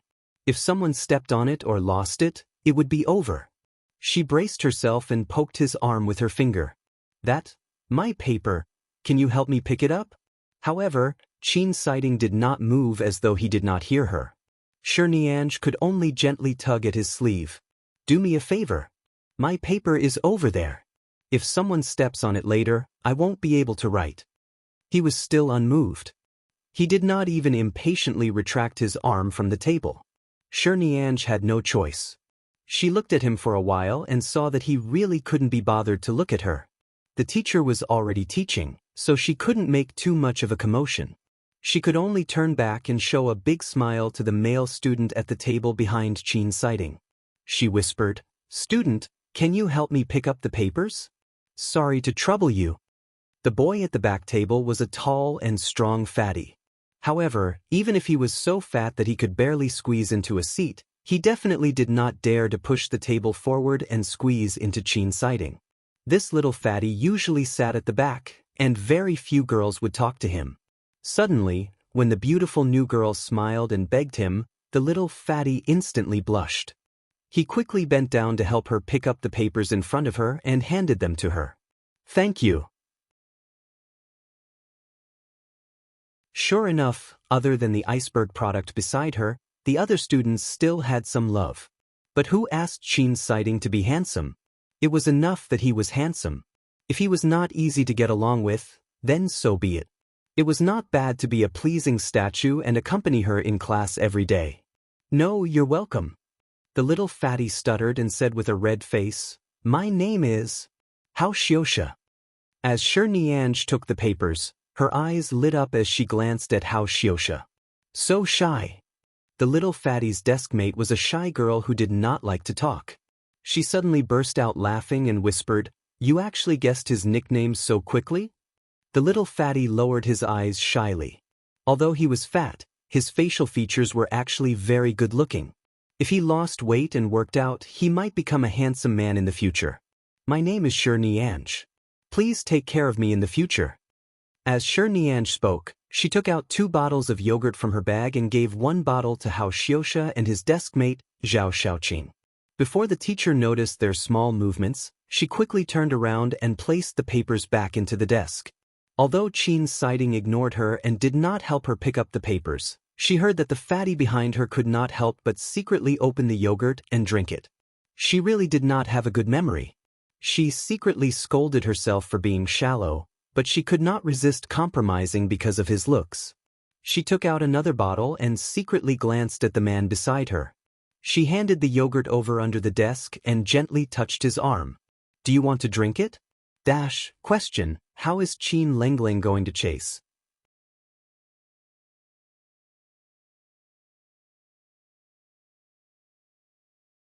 Chapter 1438. As soon as she asked, Nianj felt that she had been a little too enthusiastic. However, on second thought, firstly, he was good-looking. Secondly, she had dirted his shirt before, so it was understandable for her to be nice to him. Thus, when the other party did not respond, she carefully touched him with the yogurt bottle. Ever since she sat here, Qin sighting, who could not be bothered to look at her or pay any attention to her, suddenly turned his face. Nianj could finally see his face clearly again. The 18-year-old boy had picturesque features, a sharp face, and a high nose bridge. However, he did not look very sharp and handsome, nor did he have exaggerated thick eyebrows and big eyes. In short, he was the kind that made one's heart flutter. He was so clean and refreshing that it made one feel as though this boy had to bathe hundreds of times every day. She felt that his entire body, even a single eyelash, was as beautiful as a fairy. His cold eyes seemed to be engraved with the distance between him and others. His expression seemed to be a little impatient. Nianj raised the yogurt bottle at him and secretly told him with her eyes that he could drink it after class. However, he expressionlessly and coldly warned her. He then retracted his gaze and did not take the yogurt. Of course, he ignored her. Nianj sighed. As expected, a male god was completely different from Tang Xiao's central air conditioner. He was so good-looking, but his temper was so bad. If only Qin sighting was more easygoing and could whisper to her and pass each other a note. How good would that be? Just as she was pondering, Zhao Xiaoqing, who was sitting behind her, gently poked her back with a pen. She turned back and saw that Zhao Xiaoqing had handed her a note. Nianj took it and quietly opened it to take a look. On it was written, "You've just been promoted. If you don't know anyone, I can be your friend. Don't always provoke Almighty Qin. It's useless. He usually doesn't care about people. Give up." There was also a cute emoticon on the back of the note where the name was written, _intersection, Almighty Qin? Did all the third-year students call him that? But Nianj also replied to the note. There were 2 beautiful and cute words and symbols written on it. Okay. _intersection. Oh, this was good. Of course, it was to get to know Zhao Xiaoqing and become friends. As for Qin sighting, he was simply too handsome. She couldn't bear to give him up. Even if it was just to be a desk mate that she could talk to normally, or an ordinary friend that she could talk to. It wasn't easy for her to wait until the class was over. The teacher left her homework and asked her to do the questions she had explained in class today using the new formulas. It seemed like she had to write down some ideas to solve the questions. Nianj was relatively good at the liberal arts, but the science subjects were more difficult to begin with. Now that she had suddenly skipped a grade and was promoted, it was even more impossible for her to understand immediately.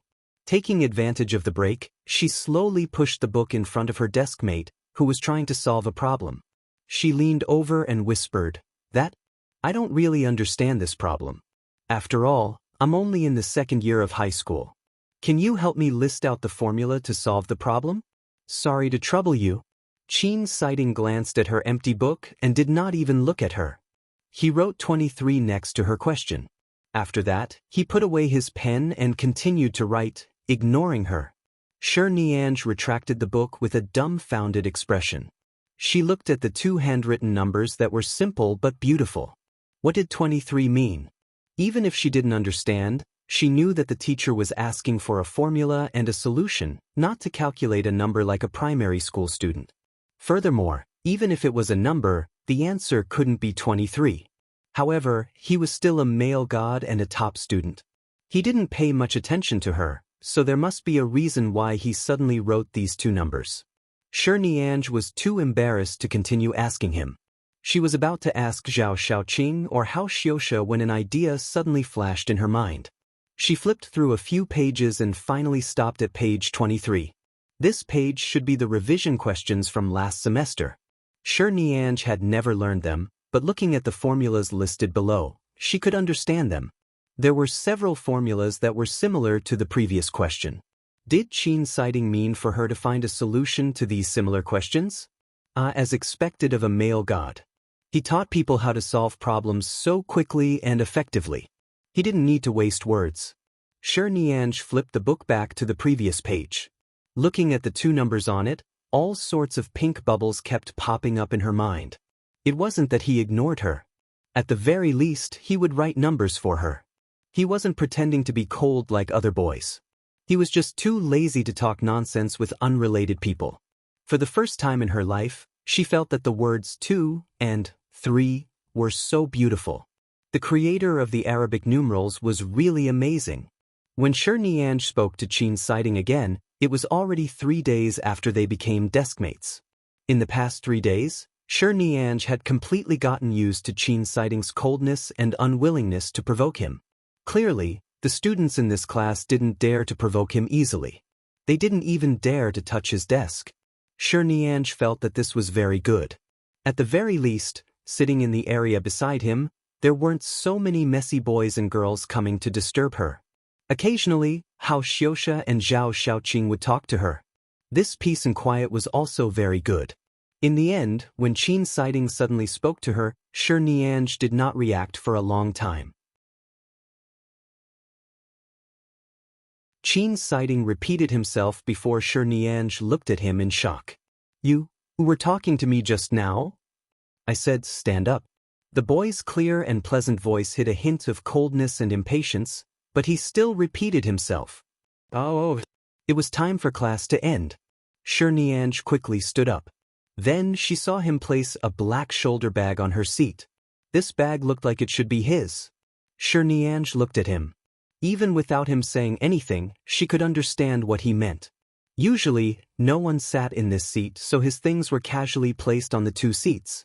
Right now, he was silently chasing her away. It had been 3 days. It was time for her to change seats. Niange glanced at the empty seat next to the girl who was good at studying in front of her and did not say anything. Even though she felt that Qin sighting was really cold, arrogant, and impolite, the number 23 kept echoing in her mind. She then smiled and sat back down, as though the black bag was her own. She did not mind it being placed here. At the same time she said, "Is there no more space? Then let's put it here first. Anyway, I usually only sit on half of the chair. I can still put another bag. If you have more, put it here." After all, this was the first time Qin sighting had taken the initiative to speak to her. Although his attitude was mainly to chase her away, her little heart secretly jumped. And his voice was really nice. Even his expressionless and angry expression was nice. You're tuning in to the Passion Pages YouTube channel. We're so grateful for your support, and don't forget to subscribe to join us on this incredible journey through captivating stories. Your generosity through donations truly makes a world of difference, as it's the primary source of revenue that allows me to expand and enhance this channel for you.